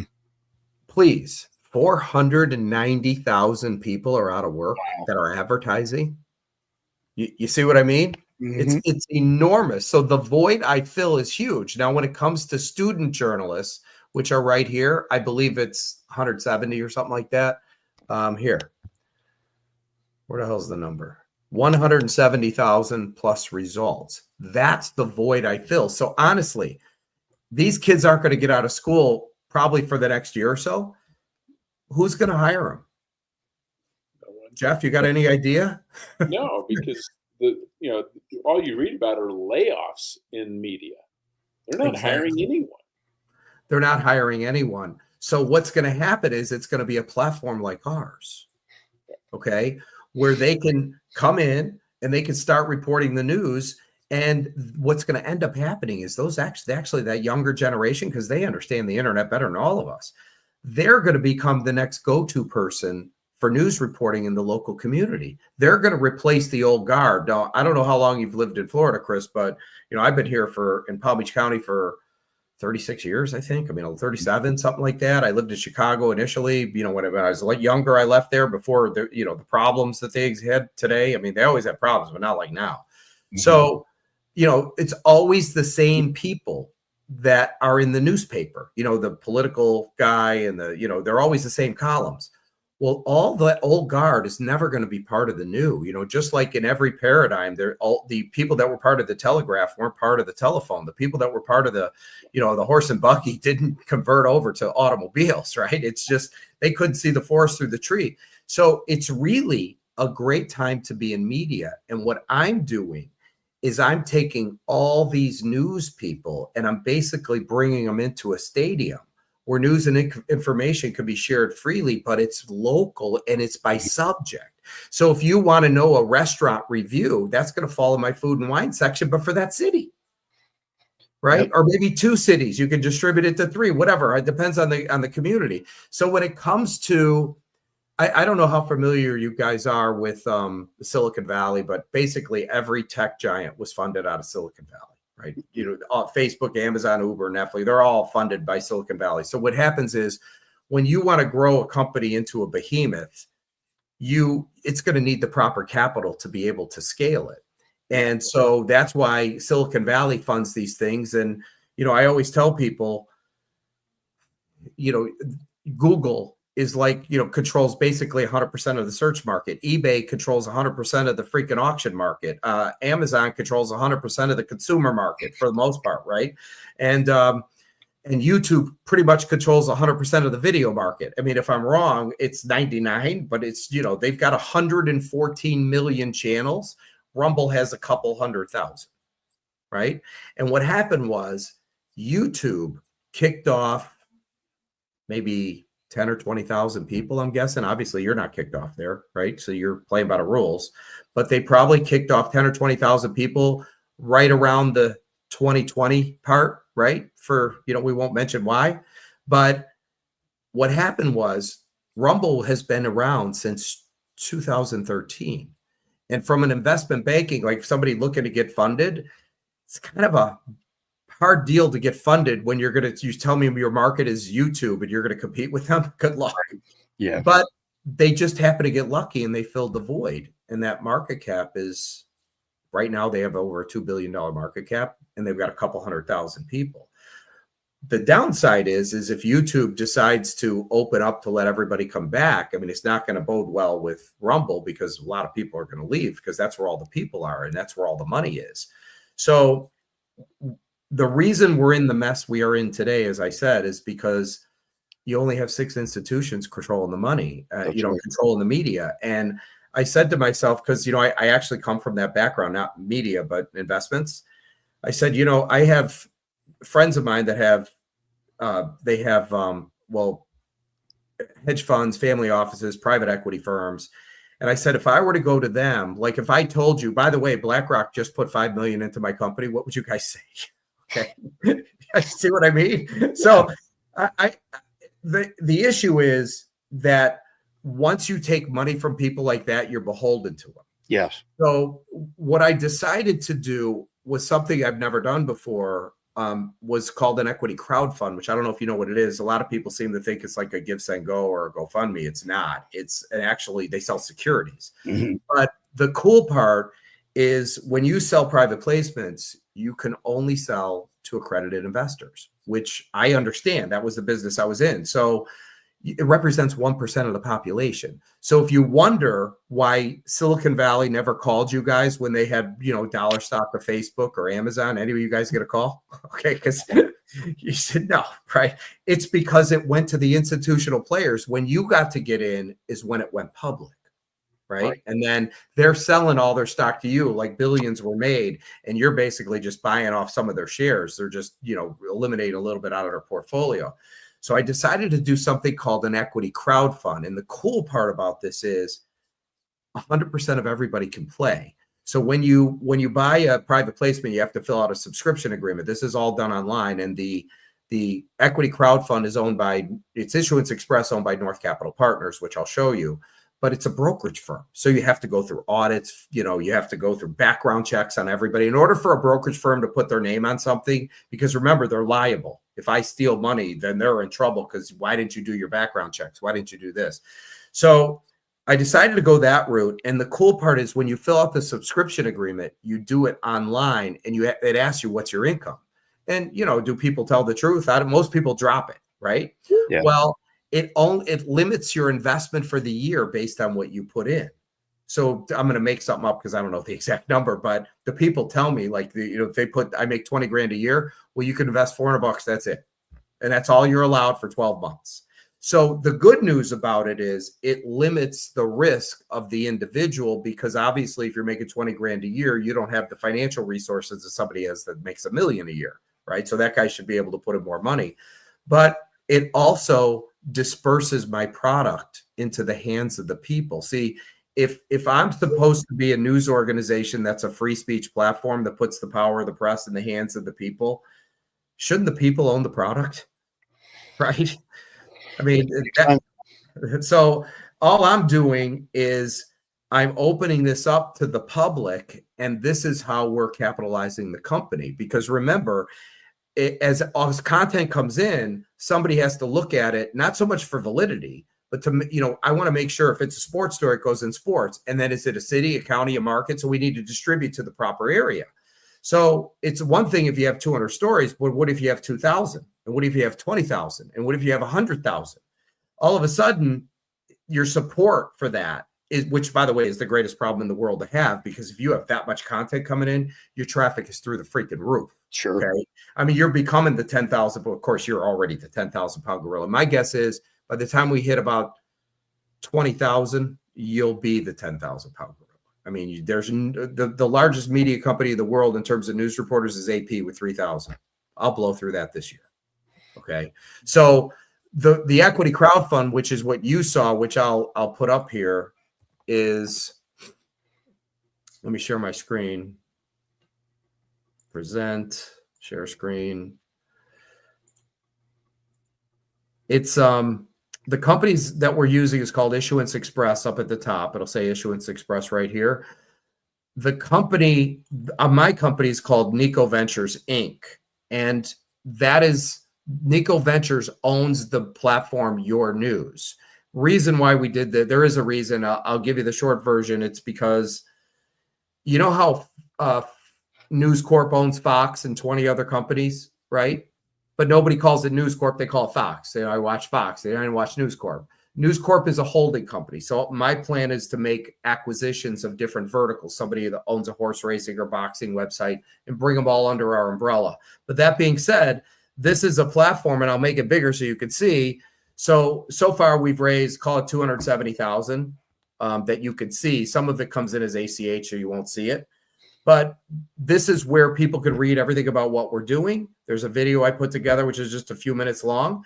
And if they like what they see, they click invest and they make an investment. That's it. It's pretty simple.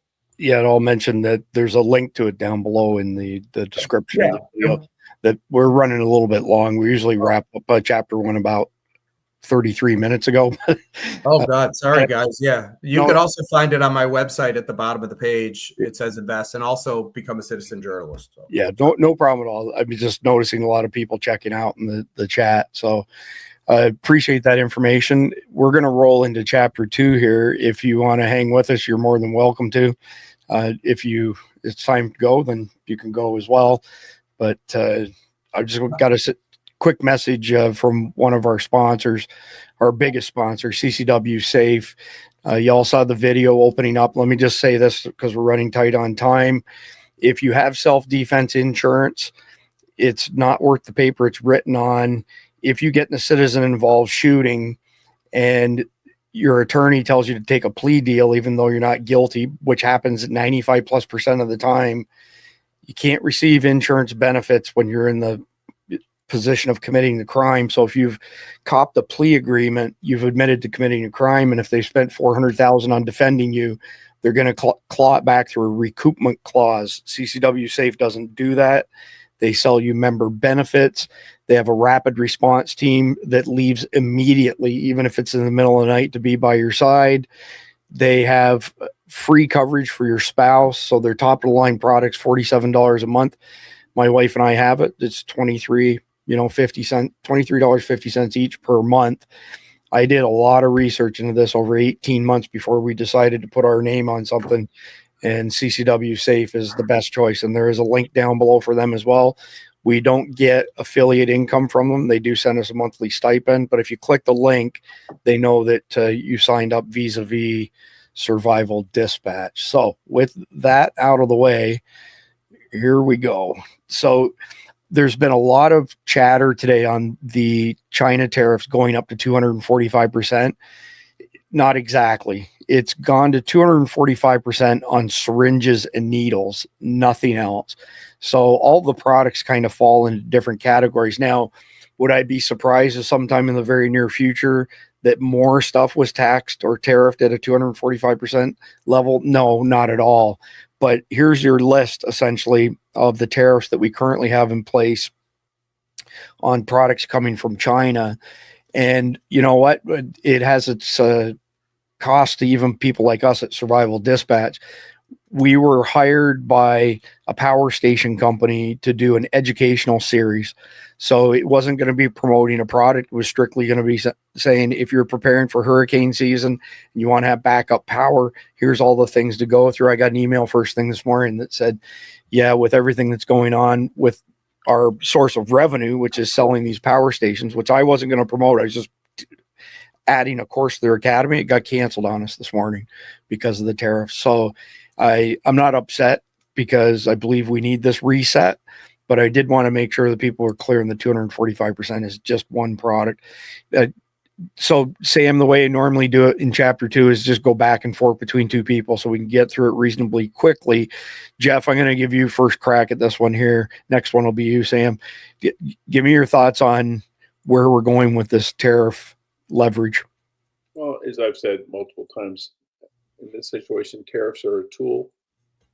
If China wants us to lower the tariffs, they need to lower their tariffs and open up free trade.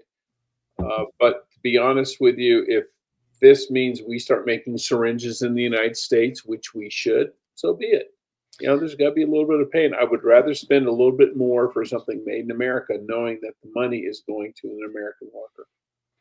Yeah, I agree. We have a company in town here called Hudson Technologies, and they have some very interesting technology at their disposal. For example, they can make a housing for a pacemaker battery that has beveled edges all the way around with no welds. So it's a really complex process. And when I met the CEO and was talking to him, this was like 10 years ago, he told me that if you're going to have something implanted in your body, it has to be made in America. I don't know if that's still in place, but it's a good thing to have in place, I think. Yeah. Interesting example, though, of a success story even back then for manufacturing. So next one up, UK Supreme Court has just ruled that the law defines women as individuals born biologically female. 52-second video.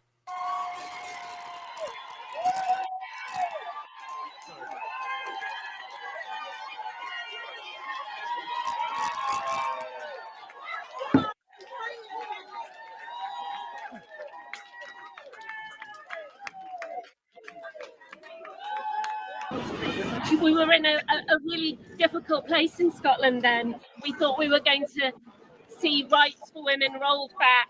And today, the judges have said what we always believed to be the case, that women are protected by their biological sex, that sex is real, and that women can now feel safe that services and spaces designated for women are for women. And we are enormously grateful to the Supreme Court for this ruling. So, Sam, I'll go to you on this one. I don't know how much you pay attention to foreign news, but I was really surprised that the British courts ruled the right way on this particular topic. What are your thoughts? Well, first of all, it's the only way you can rule. Okay. I'm just blown away that we actually have to go through something like this and actually see this and watch these women come out cheering that they actually won something that is common sense. Okay. I mean, think about it. I mean, could you imagine having to go to court to prove you're a man? No. I mean, that's exactly what they're doing.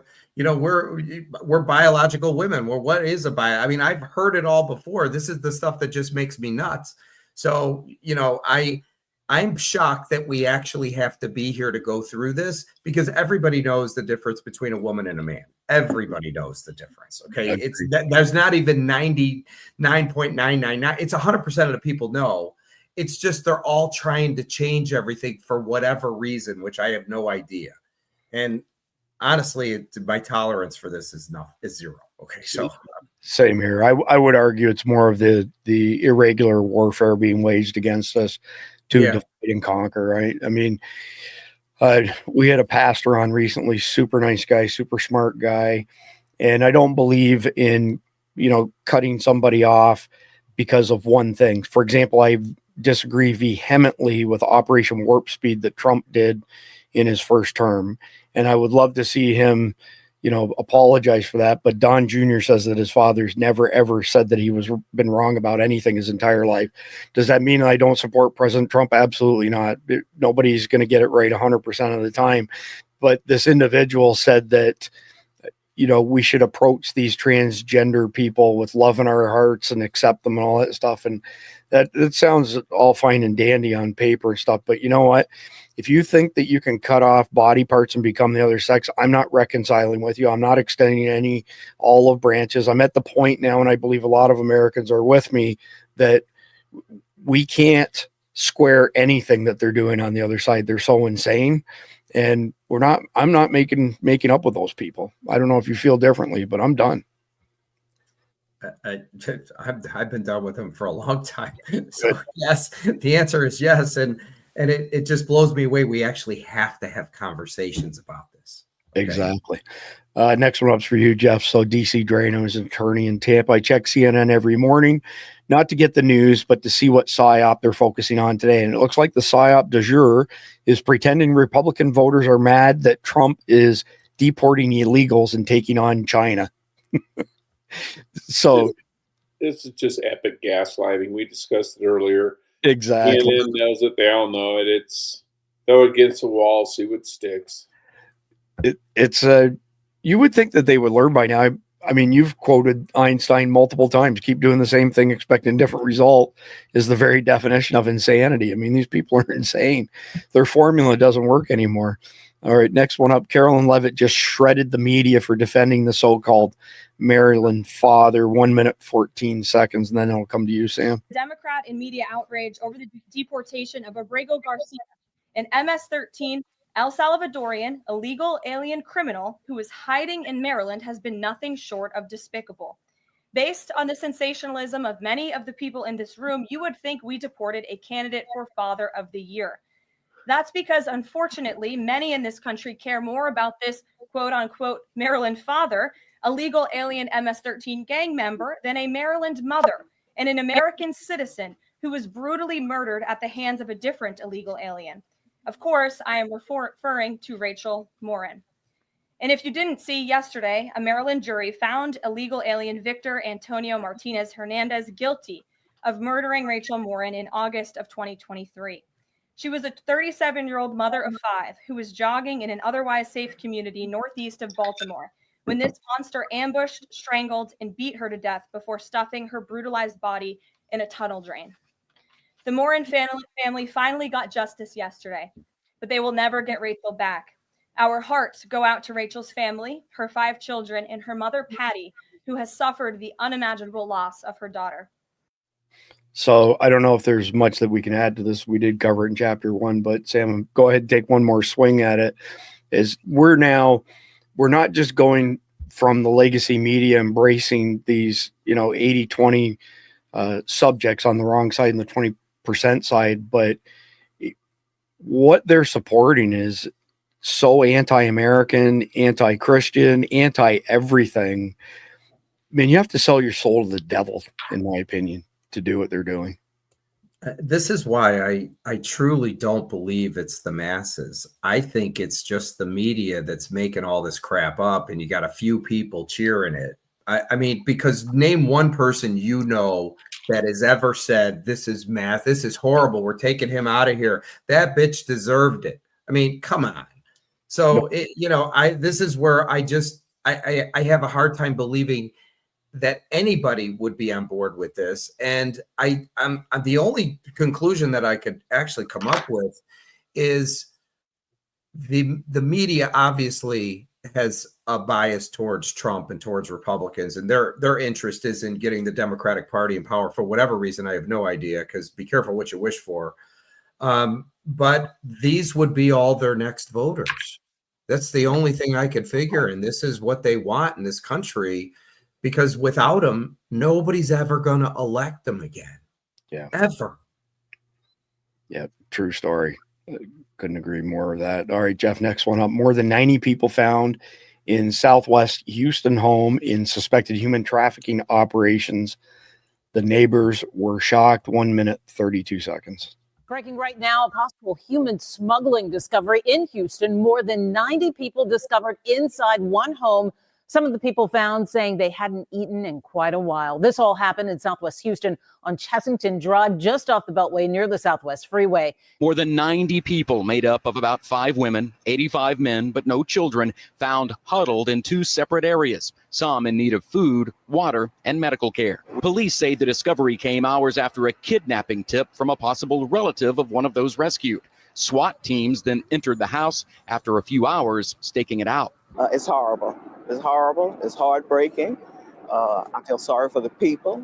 I would certainly want the ones who are involved in this to have to pay a penalty. It's cruel. Some neighbors tell me they saw one woman taken into custody and thought only 2 people lived here. I walk every day with my kids in the evenings. I've never seen anything out of the ordinary in that house, ever. It's always very clean outside, very well taken care of. So it's surprising. Homeland Security Investigations, or HIS, confirms it's working with HPD to investigate what it calls a suspected stash house. Right now, there's no information regarding where the men and women originated or what may have been planned for them. And people like this are preying on people because of the situations that they're in. And that's terrible. It's going to continue to happen, but we are going to have to do what we can to try to put a stop to it as much as we can.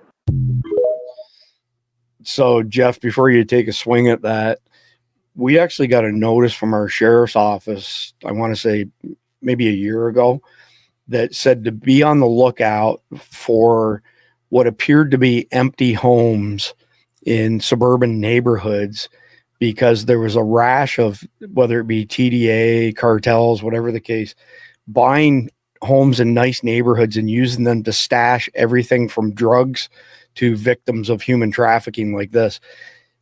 It's amazing, though, that none of the neighbors knew that was going on at all. I mean, we haven't heard this stuff for 4 years. How prevalent do you think this really is?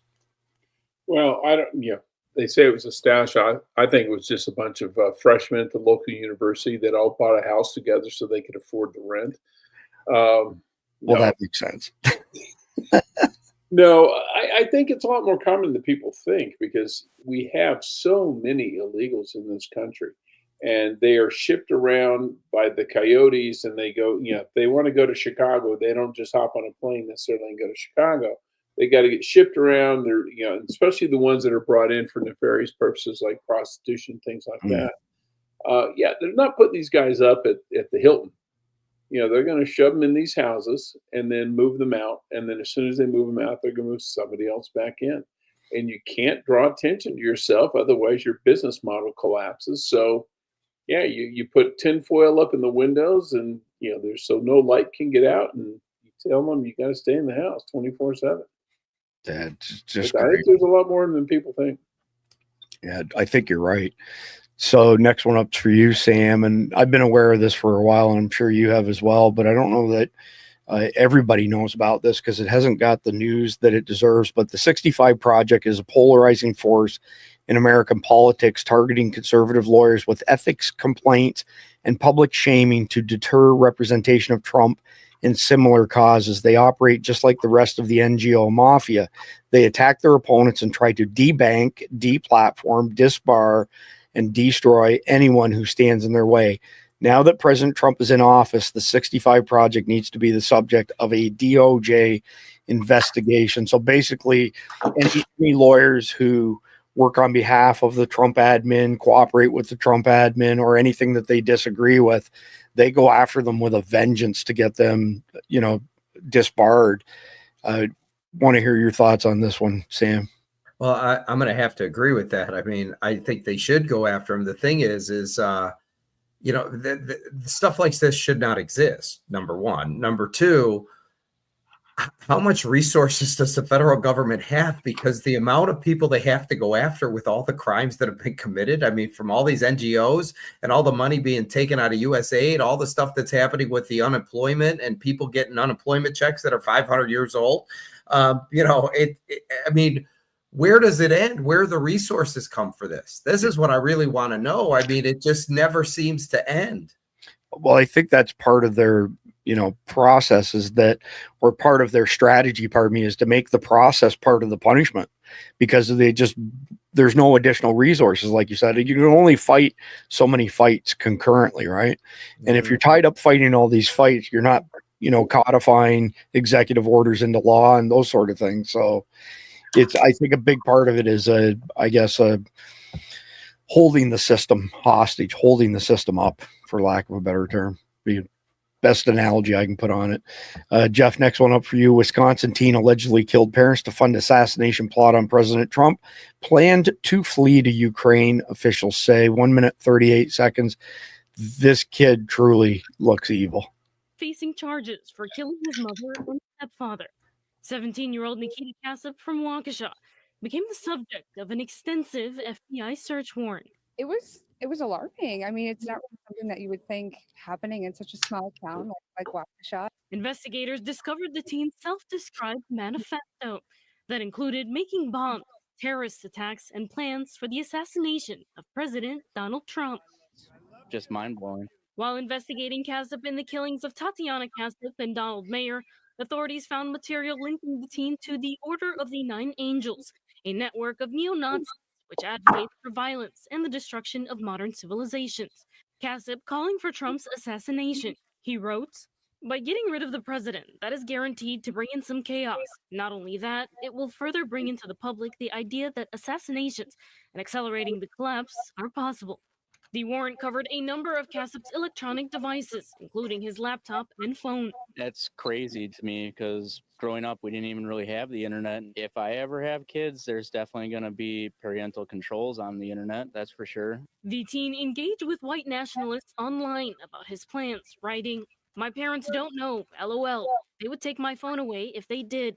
Investigators believe Kassup may have killed his parents to get the, quote, financial means and autonomy needed to pursue his plan. It is so true in the fact that you just never know, what's kind of going on around you. Investigators say Kassup made payments for an attack drone and planned to flee to Ukraine following his proposed assassination. Jeff, this one's all you. Well, I find it somewhat ironic that Trump is supposed to be this evil fascist Nazi, and yet the evil fascist Nazis are trying to kill him. It doesn't quite kind of pass the giggle test, does it? So either the kid isn't a neo-Nazi sympathizer, or Trump is not the fascist that the left wants us to believe he is. Gee, I'm thinking the latter may be true. Right. All right. Next one up. What is one reason why enemy countries are afraid to invade America? 50 seconds. Starting off at the 10th position, we have Iraq with 30 firearms per 100 people. Moving on to the 9th place, we have Iran with 31. Switzerland at number 8 with 32 firearms. Moving upwards at number 7, Uruguay with 32.5 per 100 people. Finland with 33 firearms secures its place in the 6th position. Reaching to the top 5, New Zealand at 5 with 34.5 firearms. Cyprus at the 4th place with 37 firearms. At 3rd place, it's Serbia with 38 firearms. At number 2, it's Republic of Yemen with staggering 55 firearms per 100 people. However, at the top of the list, it's the land of free liberty and democracy, the United States with 120 firearms per 100, making Americans the most armed people in the world. America! Starting off at the 10th. So thoughts on 120 firearms per 100 people? I think that's kind of weak. I mean, we got to get that number up a little bit. Should be 200 minimum per 100. Everybody should have at least 2 guns, a rifle and a pistol, right? But your thoughts, Sam? Well, I thought it would have been much higher than that. I thought he was going to say we're like 350 guns per person, or some ridiculous number. But, how accurate is this stuff? I mean, where do they get all this data from? And then don't forget, how many people have guns that they don't report? I know a handful of those people. I got a bunch of them, and it's not for, for nefarious reasons. They just want to make sure that nobody knows their guns exist. Yeah, that valid question on your part, I think of, there was a court case. I can't remember what the lawsuit was over, but the ATF basically said, well, we have a database of over 1 billion guns. Really? Because they keep telling us that there's somewhere around 400 million firearms in private ownership in America. So how did they arrive at this, 1 billion guns, number one? Number two, the Supreme Court's ruled that the federal government is not allowed to have a database on gun owners. Good question. Go ahead, Jeff. Well, there's also the guns manufactured in the United States have to have serial numbers, and those serial numbers, if not the guns and who owns them, are logged and probably collated by the ATF. So they have an idea of how many guns were manufactured. Same thing for guns that are legally imported in the United States. They have to go through customs. They're probably all logged, so they know, X number of guns came in from Turkey or Germany or Austria or wherever. So they can add all that up and get an idea. Now, how many guns does the military have? Those guns they have serial numbers too, but those aren't in the hands of the public. Guns are lost, they're destroyed, they're worn out, so you're going to lose some as well. They're lost. So many are lost in boating accidents. It's unbelievable. But in the history of the United States, has there been a billion guns? Could be. Where are they today? Who knows? Yeah, no kidding. We could talk that story, by the way. I think there's more. I think there's a lot of people. I think there's a lot of people that have guns that just don't report them. First of all, you got the criminals. They're not going to report their guns. That's right. Then you have people that don't trust the government that are like, I'm not going to report this gun, so people are going to come and take it. So, I think there's, for the people who love guns, I mean, I have a friend of mine, he's got like 20 of them. 20, one guy. Piker. Yes, he's a piker. I said, if anything ever happens, I'm coming to you. You don't have enough fingers to pull the trigger. You need help. Right. I knew a guy who said, I'd have 60, but that's just at my cabin. Yeah. Exactly. So I think there's more guns than it actually reported. Yeah, I agree. So I think the next one was supposed to be in chapter 3, somehow snuck into chapter 2, but here we go. This one's just for you, Jeff. And the caption is, what did I just watch? This is pretty crazy. We'll show you just how bad mental illness is in our country. 15 seconds. Every day, we be burning, not concerning what nobody wanna say. We be earning, not concerning, cause we minded what we pay. Golden, diamonds, girls, we need them every day. Recognize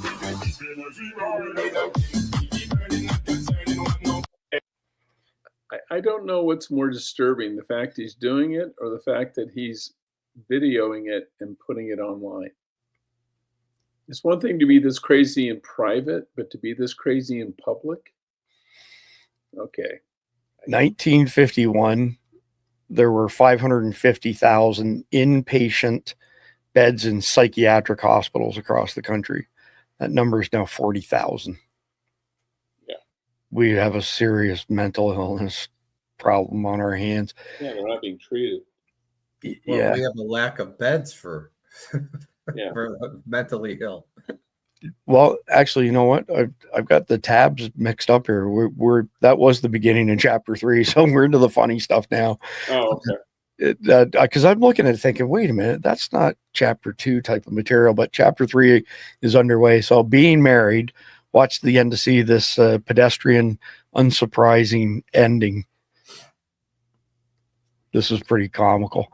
I mean, I don't know what those cats weigh. They've got to weigh a few hundred pounds at least, but watch what she does to her.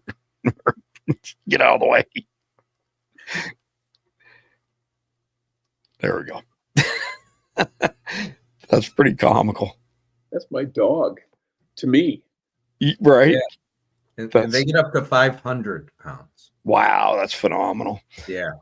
So check out this next one. She caught her man cheating, so she left him in the middle of the sea 25 seconds.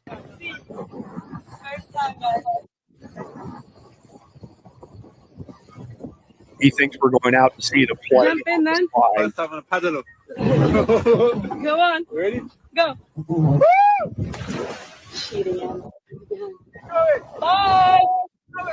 Don't call your side chick. We're done.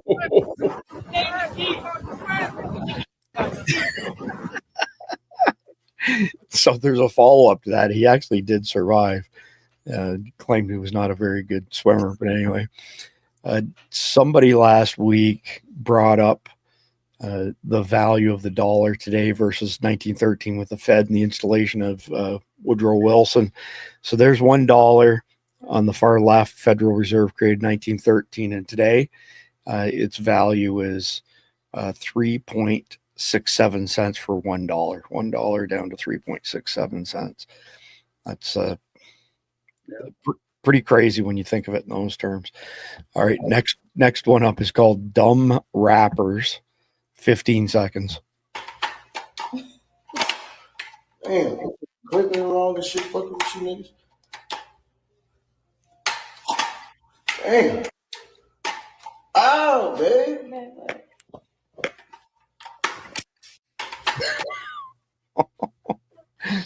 I don't know if anybody's got anything to add to that or not, but I thought it was funny. So we've discussed drones countless times. We've warned people how dangerous they are as far as dropping things like aerosolized fentanyl into open air concerts and those sort of things. This guy here is quite the shot. With a pistol, he takes down a drone that's essentially spying on him and his friends on their boat. 18 seconds. So this guy here goes and grabs a pistol. There's no audio for this, by the way. And the guy with the drone is kind of zooming in to see what's going on here. Look at this shot. This is crazy. Bam. Just like that. Nice shot. That's Florida, man. Everybody knows how to shoot down there. Yeah, unbelievable. Really well done. Now, you want to talk about shooting guns, WTF indeed. This is just like straight up insanity. It's 21 seconds. I may even play this one twice just for the insanity to actually sink in. But here we go.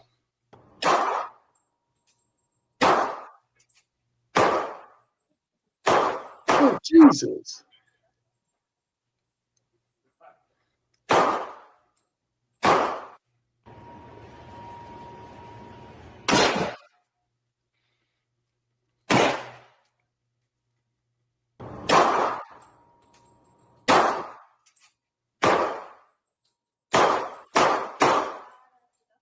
Holy crap. This guy should be in jail, even if those are blanks. Yeah, I don't think those are blanks. I'm at a total loss for words from that one. I mean, anyway. It's just dumb. Yeah.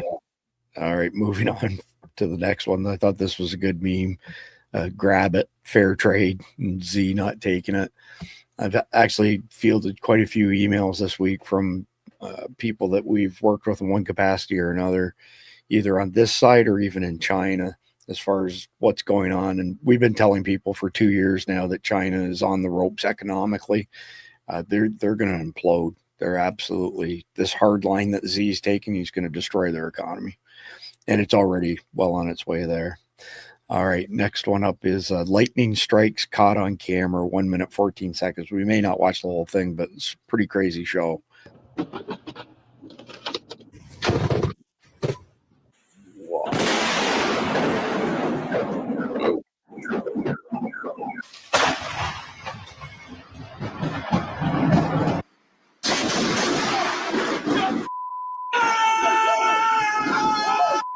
Whoa. Holy crap.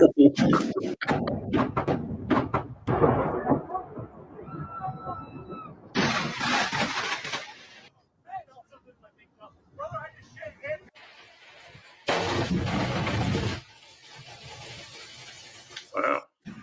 我操！我操！我操！我操！我操！我操！我操！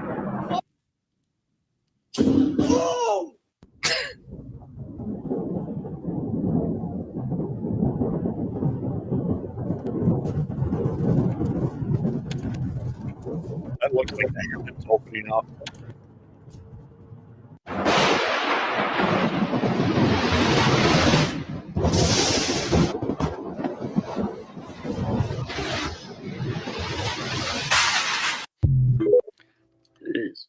you guys ever been near lightning when it struck? I mean, really close? 5 feet in front of my face.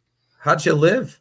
Never been that close. It came in a window that was open beside me. I was drinking coffee at 5 o'clock in the morning, went straight in front of me. I dang near jumped out of my skin and went right through the other side of the house and out, hit a telephone pole and smoked everybody's telephone lines within about a half-mile range. Seriously. Just a bolt that went straight through. Go ahead, Sam. I was on a boat, my boat, and I got caught in a storm offshore here in West Palm. And was that the boat that you lost all your guns on when it's on? Yes. That's what I thought, yeah. And so, it was a sport fish, had outriggers, right? The rough outriggers. And, I'm in the middle of it and it's striking everywhere. Okay. I mean, and you couldn't, the water, the rain was coming down so hard you couldn't see, but all you could see is these flashes. And I'm like, oh God, we're going to get nailed, and it was probably for like 5 minutes of going through this thing. And I'm wondering when, and it never hit the boat. I'm like the only piece of metal on the water. How did it not hit me? Wow. Yeah. It was scary. I mean, it was to the right of me, to the left of me, in front of you. And it was so much, it was like, it was like massive amounts of fog with rain. You couldn't really see. You were blind. The only thing you had was a compass, and everything was lit up from the lightning that was striking. So I don't even understand how it didn't hit me. Well, I'll tell you this much. I'll share this with our audience for the ones who haven't heard it. If you go to EMPShield.com and you buy an EMP Shield device to protect your home from electromagnetic pulses, coronal mass ejections, they also come with a $25,000 policy against lightning damage. So if you use code Survival Dispatch, all one word, you get $50 off each one. We're, Sam, you wouldn't know this, but we're the only people who've actually tested one of these things. We built a Marks generator that delivered a 400,000 voltage spike to a test bed that we'd set up. We hit it over 100 times, and the EMP Shield was 8 feet away from where we were hitting the network, just this far away from sensitive electronics, has infinite attraction. When there's a surge like that, everything passed with flying colors. We took the EMP Shield off, ran it again. Not only did it smoke everything on the test bed, it went through the sheetrock into the wall, coupled onto the home's power, went to the other end of Steve's home and up a flight and smoked a bunch of stuff in his kitchen, like the fridge. And so then we built an 800,000 volt Marks generator, and he was 25 feet away with a fiberglass rod trying to flick the transformer to come on, standing on a tire. And it still came that far and shocked him. He wasn't killed, thank goodness. But nobody else has ever tested EMP Shield's devices in public like we have. We have the only video on it out there at survivaldispatch.com. But I'll just say, we're coming into hurricane season. We've had a lot of tornadoes so far this year. If you don't have an EMP Shield device on your home, I would do it. It's not very expensive. Where do they go? So you just hook it to your panel. And again, we don't have the exact specs on what's inside, but it's what's called a metal oxide varistor. So it has essentially infinite resistance to low levels of electricity, but infinite attraction to big spikes. Like a lightning strike could be 1,000,000 volts. It's a kind of an average, and it will just draw it directly to it. So if you get struck by lightning and you have any damage, you get $25,000 from EMP Shield. So we prove that the device absolutely does what it says it will do. You can even buy small ones, Sam, where you can plug it into a receptacle. It's got the EMP Shield device, then it's got a 6-gang on it, so anything plugged into that won't get zapped. They make them for cars, trucks, everything. It's pretty cool technology at the end of the day. Yeah, right. They're not very expensive. No, they're not bad at all. And again, it's really, really good protection. You can watch our video at the very top of survivaldispatch.com. We've had a couple of naysayers, but for the most part, we kind of ended the naysayers saying all those things don't work, but nobody had shown it working before like we did. So it's pretty neat stuff. All right, next one up. Reopen asylums. This is more insanity in our society here. 55 seconds. The White House today just released a memo using the term transgenderism. This is a slur against the trans community. And as a trans person in America, I'm just continually not surprised, but I'm just continually outraged at how our government is targeting our community. Every piece of legislation is about us. Every single one of these things is about deleting us from society, about defunding our existence. I have news for those who support all of these ideas. You cannot defund us. You cannot legislate us out of who we are. This was put here by a divine creator, and you can't change it. The White House today.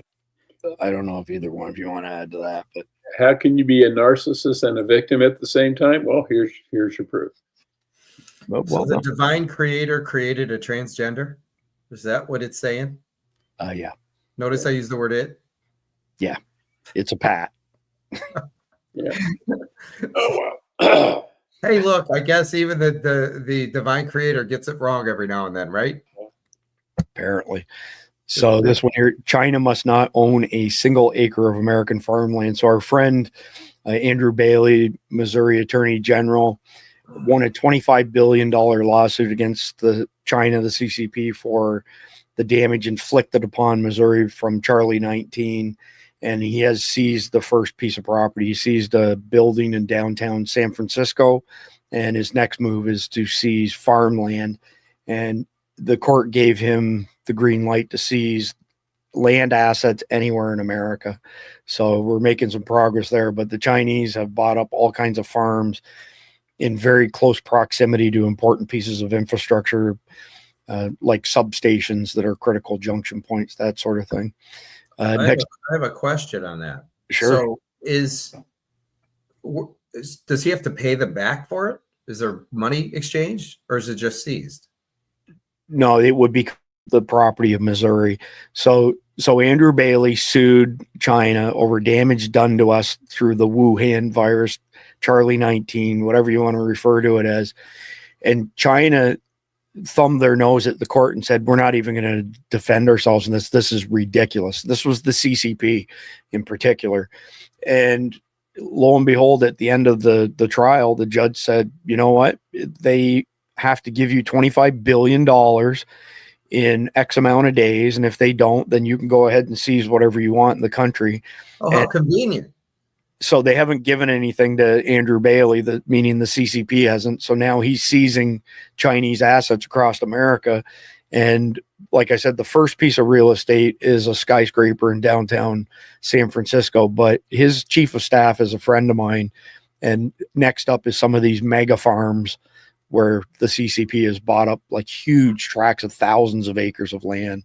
So he's awesome. I would rather have Andrew Bailey as our federal attorney general than Pam Bondi any day. He's an incredible guy. We've had him on our show before as well.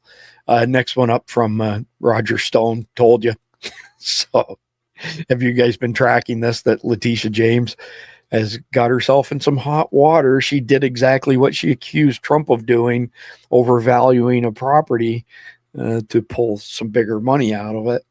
And it's kind of ironic. It's that whole Saul Alinsky thing, right? Accuse the enemy of what you're actually doing yourself. All right, next one up. This one's freaking hilarious. So the tagline on this is act normal, guys. 12 seconds.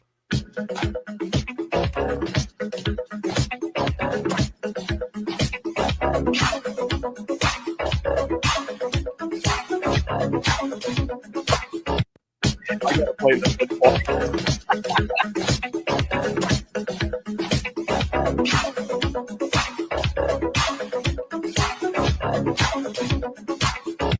That's too freaking funny. We'll probably end up with a copyright infringement notice about 5 minutes after the episode ends for the music. It sounded like Michael Jackson to me. 1770s Americans after being taxed 2% by the British. 2020s Americans after being taxed 37% by the government. That's some true stuff. So this gentleman wants to know if this is accurate. This is I don't know if you've all seen this, but lately there are all these action dolls being created as jokes. The one of Nancy Pelosi is hilarious, but this is your trans school shooter. And here's their manifesto, their pronouns, and their Democrat badge. Of course, they've got green hair. I'd say that's pretty accurate. It's a sad story, though, that we've got these transgenders shooting up schools. Next one up, this kills me. This is a good one here. So, Bill Clinton, I did not have sexual relations on that island. No lube. In prison for you, retard. From Donald Trump. Oh, my God. I don't know if you caught it or not, Sam, but there was an executive order issued by Trump about 5 or 6 weeks ago that said that we have to start calling our friends fags and retards again. It's absolutely hilarious if you haven't seen it. So that's the background to no lube in prison for you, retard, which is pretty funny. And that's it for chapter 3. So we've got our homework, and I'm glad that you hung out, Sam, because I definitely want to hear what you have to say. So when we started Survival Dispatch News, one of the things I noticed, Sam, was podcasts would frequently have comments from disenfranchised people that would say, all I see is a bunch of talking heads. Nothing that I do can have any impact on anything. My vote doesn't matter.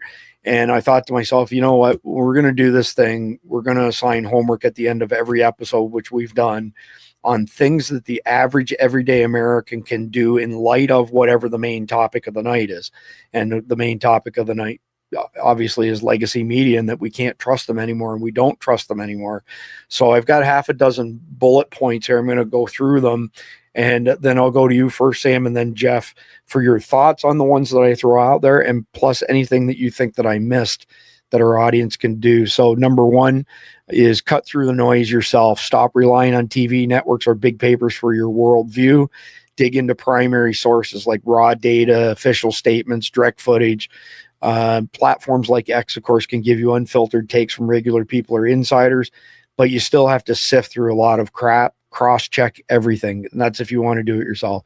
Number 2, spread the word locally. Talk to friends, family, or coworkers about what you find. Most people are too busy to dig for the truth themselves.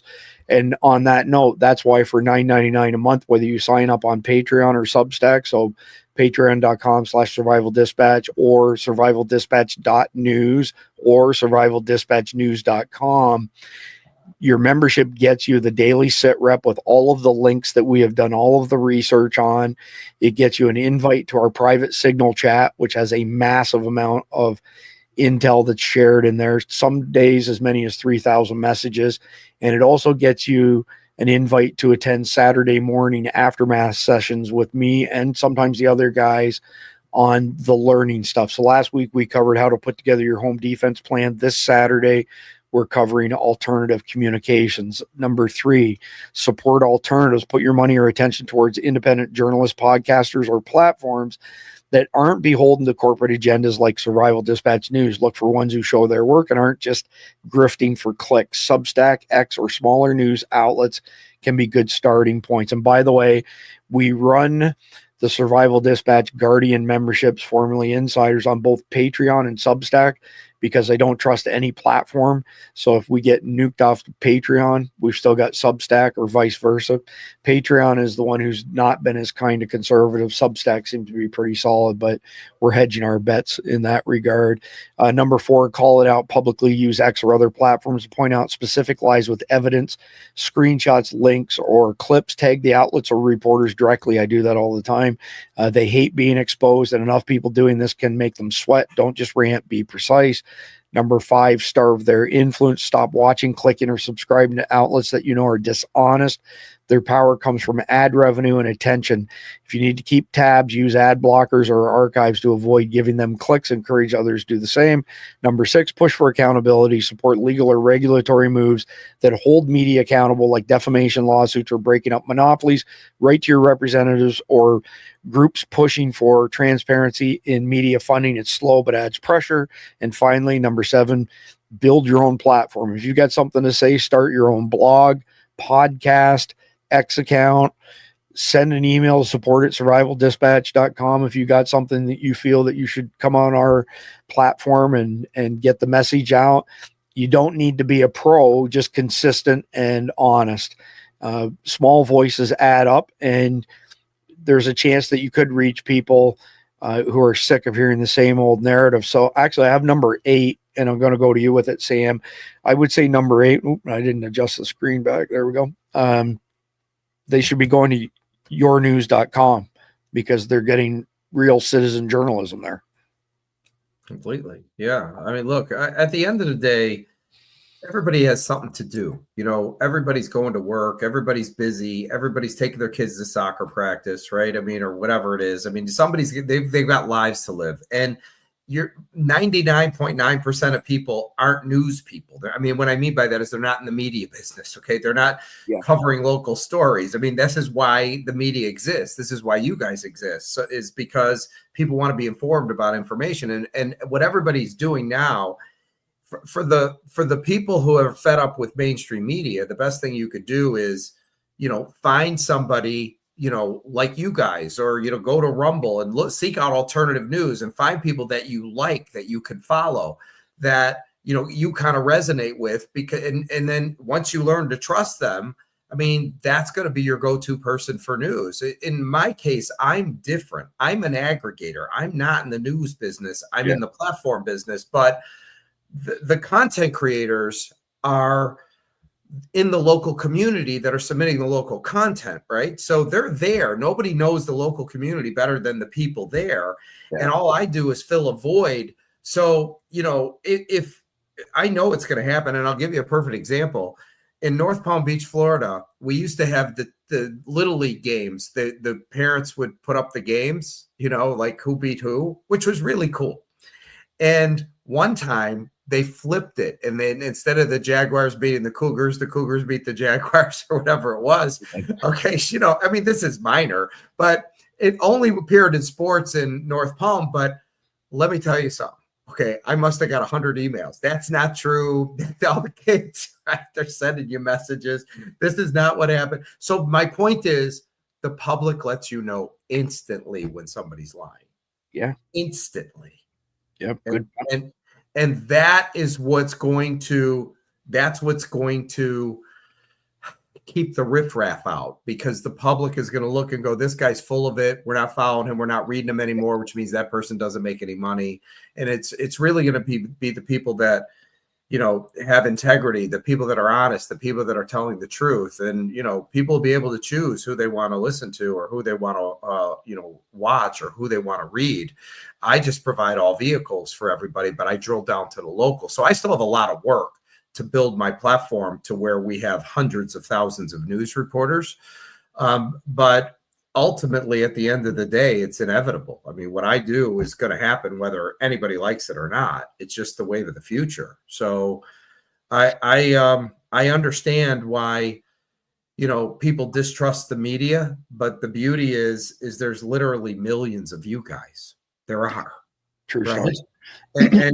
And you could, like you said, start your own, and you know, eventually people find somebody that they resonate with, that they like, and that's 100%. How it works. Jeff, your thoughts? Well, I would, everything you said, I echo that, but I would just reiterate: don't patronize platforms that lie to you. Yeah. Well said. That's key. So we do a thing at the very end, Sam, called the conflicted question. So it's typically a question that revolves around some SHTF event, could be small, could be big, and poses a scenario as to what we would do. And it caught on, I want to say almost 2 years ago with our audience. So we still do it. So here's the hypothetical situation tonight. We want to see your answers down below in the comment section, or put it in the live chat, whatever platform you're watching us on. And if you're a Guardian already, you can put it in the Signal chat, or you can throw it on our Patreon or Substack as well. So hypothetical situation, carjacking at a gas station. We preach being gas station ready on a regular basis. The Martinez family, a Christian family of 3, is on their way home from a church community event in their minivan. While stopped at a gas station in a rough part of town, a young man in his 20s, visibly distressed and wielding a handgun, approaches the driver's side where Maria, the mother, is pumping gas. He demands the keys and orders Maria, her husband Louis, and their 12-year-old daughter Sophia to get out. But Louis notices a second individual lingering nearby, possibly an accomplice, but they seem hesitant and nervous. The family has a small emergency kit in the trunk with basic supplies, first aid, water, and flashlight. And Lewis has a concealed carry permit but hasn't drawn his weapon yet. Unsure of the risk to his family, the primary carjacker grows increasingly erratic, shouting about needing the vehicle to escape some unspecified trouble, creating a tense standoff. So here is the question. In a carjacking scenario where an armed individual threatens your family, how would you reconcile the Christian principle of turning the other cheek, Matthew 5:39, with the duty to ensure your family's safety? And what preparations, training, communication, or prayer would you undertake to make a morally grounded decision under such pressure? Jeff, I'm going to go to you first. Well, turning the other cheek is good if it's just you, but if you're protecting your family, you do whatever you have to do to protect your family. And if I don't think God's going to punish you because you saved the lives of your wife and children. So just my 2 cents on that issue. Not a theologian, but. No, good answer. Sam, what would you recommend that people do in this type of scenario? It's funny you asked this because I actually have a friend of mine this happened to. Okay. Wow. It actually did. They actually walked up to his wife and put a gun to her head. Okay. And this was like about 5 months ago. And in Louisiana. And he carries. So they got in a gunfight. That being said, okay, so the scenario is somebody comes up and wants to take your car and they want the kids, the family out. Right? Yeah. Yes. Okay. You give them the vehicle. I mean, first of all, do I have a gun? What kind of gun is it? I mean, I would say just look, take the car, go, bye. And that would be the end of it. You can replace a car. Yeah. You can replace the car. You can't replace your wife and kids. Yeah. I would say hopefully, but there's, just to play devil's advocate, there's lots of examples of people doing that. And the bad guy who's messed up on crack or whatever still ends up killing them or harming them. So that's just a potential alternate. But what I would say would be, number one, don't go to gas stations in a bad part of town. Choose safety. So this is a Tony Blauer thing. You drive down the interstate, you need fuel, you get off the interstate, you pull into a gas station, and the hairs stand up on the back of your neck. Don't ignore your sixth sense. Stay in your car, go to the next gas station. Don't stop in the bad part of town. That's just a given. Number two, train and then train some more. So going to the range, shooting a pistol is good for sighting your optic and for getting familiarity with the controls. It's not good for anything else. So you need to take professional training, then you need to practice on a regular basis, and you need to do it in the types of scenarios that you would be in. So in other words, I got kicked off a range years ago because I drove my truck out on it was an action base. So there's nobody else in my bay, but I drove it out and I was practicing drawing my gun from the dash holder and shooting out the left side of my truck, because it's a real world type of example. If you've never done it before, then chances you're going to be accurate are not that great. These are perishable skills. And the next thing, which you guys are probably sick of me saying, is stress inoculation. Just like Sun Tzu said, human beings never rise to the occasion. They follow their level of training. Mike Sterling loves to quote that. If you think with an elevated heart rate, say 140 plus beats per minute, that you're going to shoot on target, it will not happen. You'll lose all your fine motor skills. So you have to train with an elevated heart rate. I do it 5 days a week. I put 1,000 rounds downrange every single week. Some of those are live rounds. Some of those are kinetic training rounds like Unit Solutions. Some of them are even Dry Fire Mantis X products. But run, shoot, exercise, run, shoot, and do that for extended period of time, 30, 40 minutes, 5 days a week, and you'll get pretty good stress inoculation. I've shared this before, but it's worth sharing again tonight. And this is an incident, a carjacking incident, where a good guy tries to help the person who's having his truck stolen and takes 5 shots at the carjacker inside 5 feet and missed every single shot. It just speaks to what happens if you haven't had stress inoculation. So it's a 53-second video. And if memory serves me right, there's no audio. Okay, so the guy in the yellow is the Good Samaritan. The guy who just got in the cab of the truck is the carjacker. And you'll see he's shooting, shoots again. That's 5 shots. And the guy who steals the truck backs up about 50 yards. And then you'll see him come back into the screen. He mashes the throttle. So this guy runs away. The guy who took shots at him tried to run away. You don't see the whole video here because we'd get kicked off of YouTube for glorifying violence. But essentially what happens is the carjacker ran over the guy in the vest and killed him. But again, the guy in the vest, 5 shots inside 5 feet, and not a single shot connected with the bad guy. So that's why you need to have stress inoculation and practice while you have an elevated heart rate. But that's it. All right. Sam, I appreciate your time coming on. Really interesting product you have. I like it. I'll start submitting some of Survival Dispatch News' stuff there. Jeff, welcome back. Good to see you. Thank you. Always glad to have you. Our closing video tonight is another good one from the Dilly Mean team. It's not a musical play. It's more on not having enough to do whatever you want to do, not having enough money, etc. It's a little over 3 minutes long. Pretty good video. Hope you all enjoy it. Please like, share, comment, subscribe. God bless America. I'm going to share a shocking truth with you. The government and foreign countries were stealing from you at a rate you can't even understand.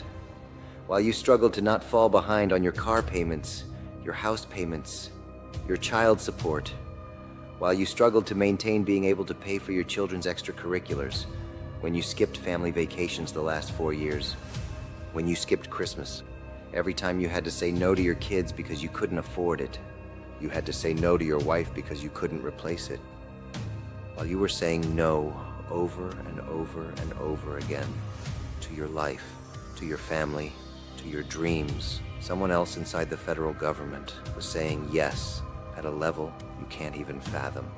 You canceled your gym membership. You couldn't afford it. You canceled your Netflix account. You couldn't afford it. You canceled your children's ballet lessons. You couldn't afford it. You put food back on the shelves at the grocery store because you couldn't afford to check out. You used your credit card to pay the water bill. You traded in your favorite car for some piece of shit that you could afford.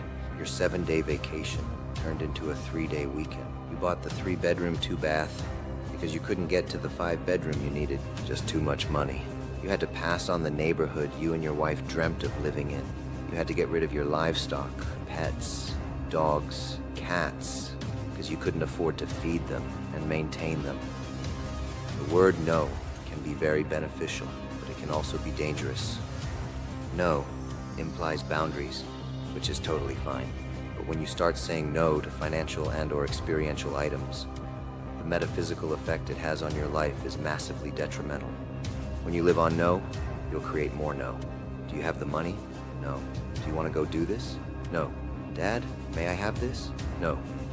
They got us as a country and as a people so deep in the nose that you couldn't even say yes to God anymore. You couldn't even say yes to your miracles. How many of you are conditioned to say no to things that you shouldn't actually be saying no to? No to opportunities, no to memories. There's nothing worse than saying no to a memory. If you're saying no to creating a memory that's foundational and that's impactful, you'll block everything good that God has for you. And the theft of the American public created a society of no.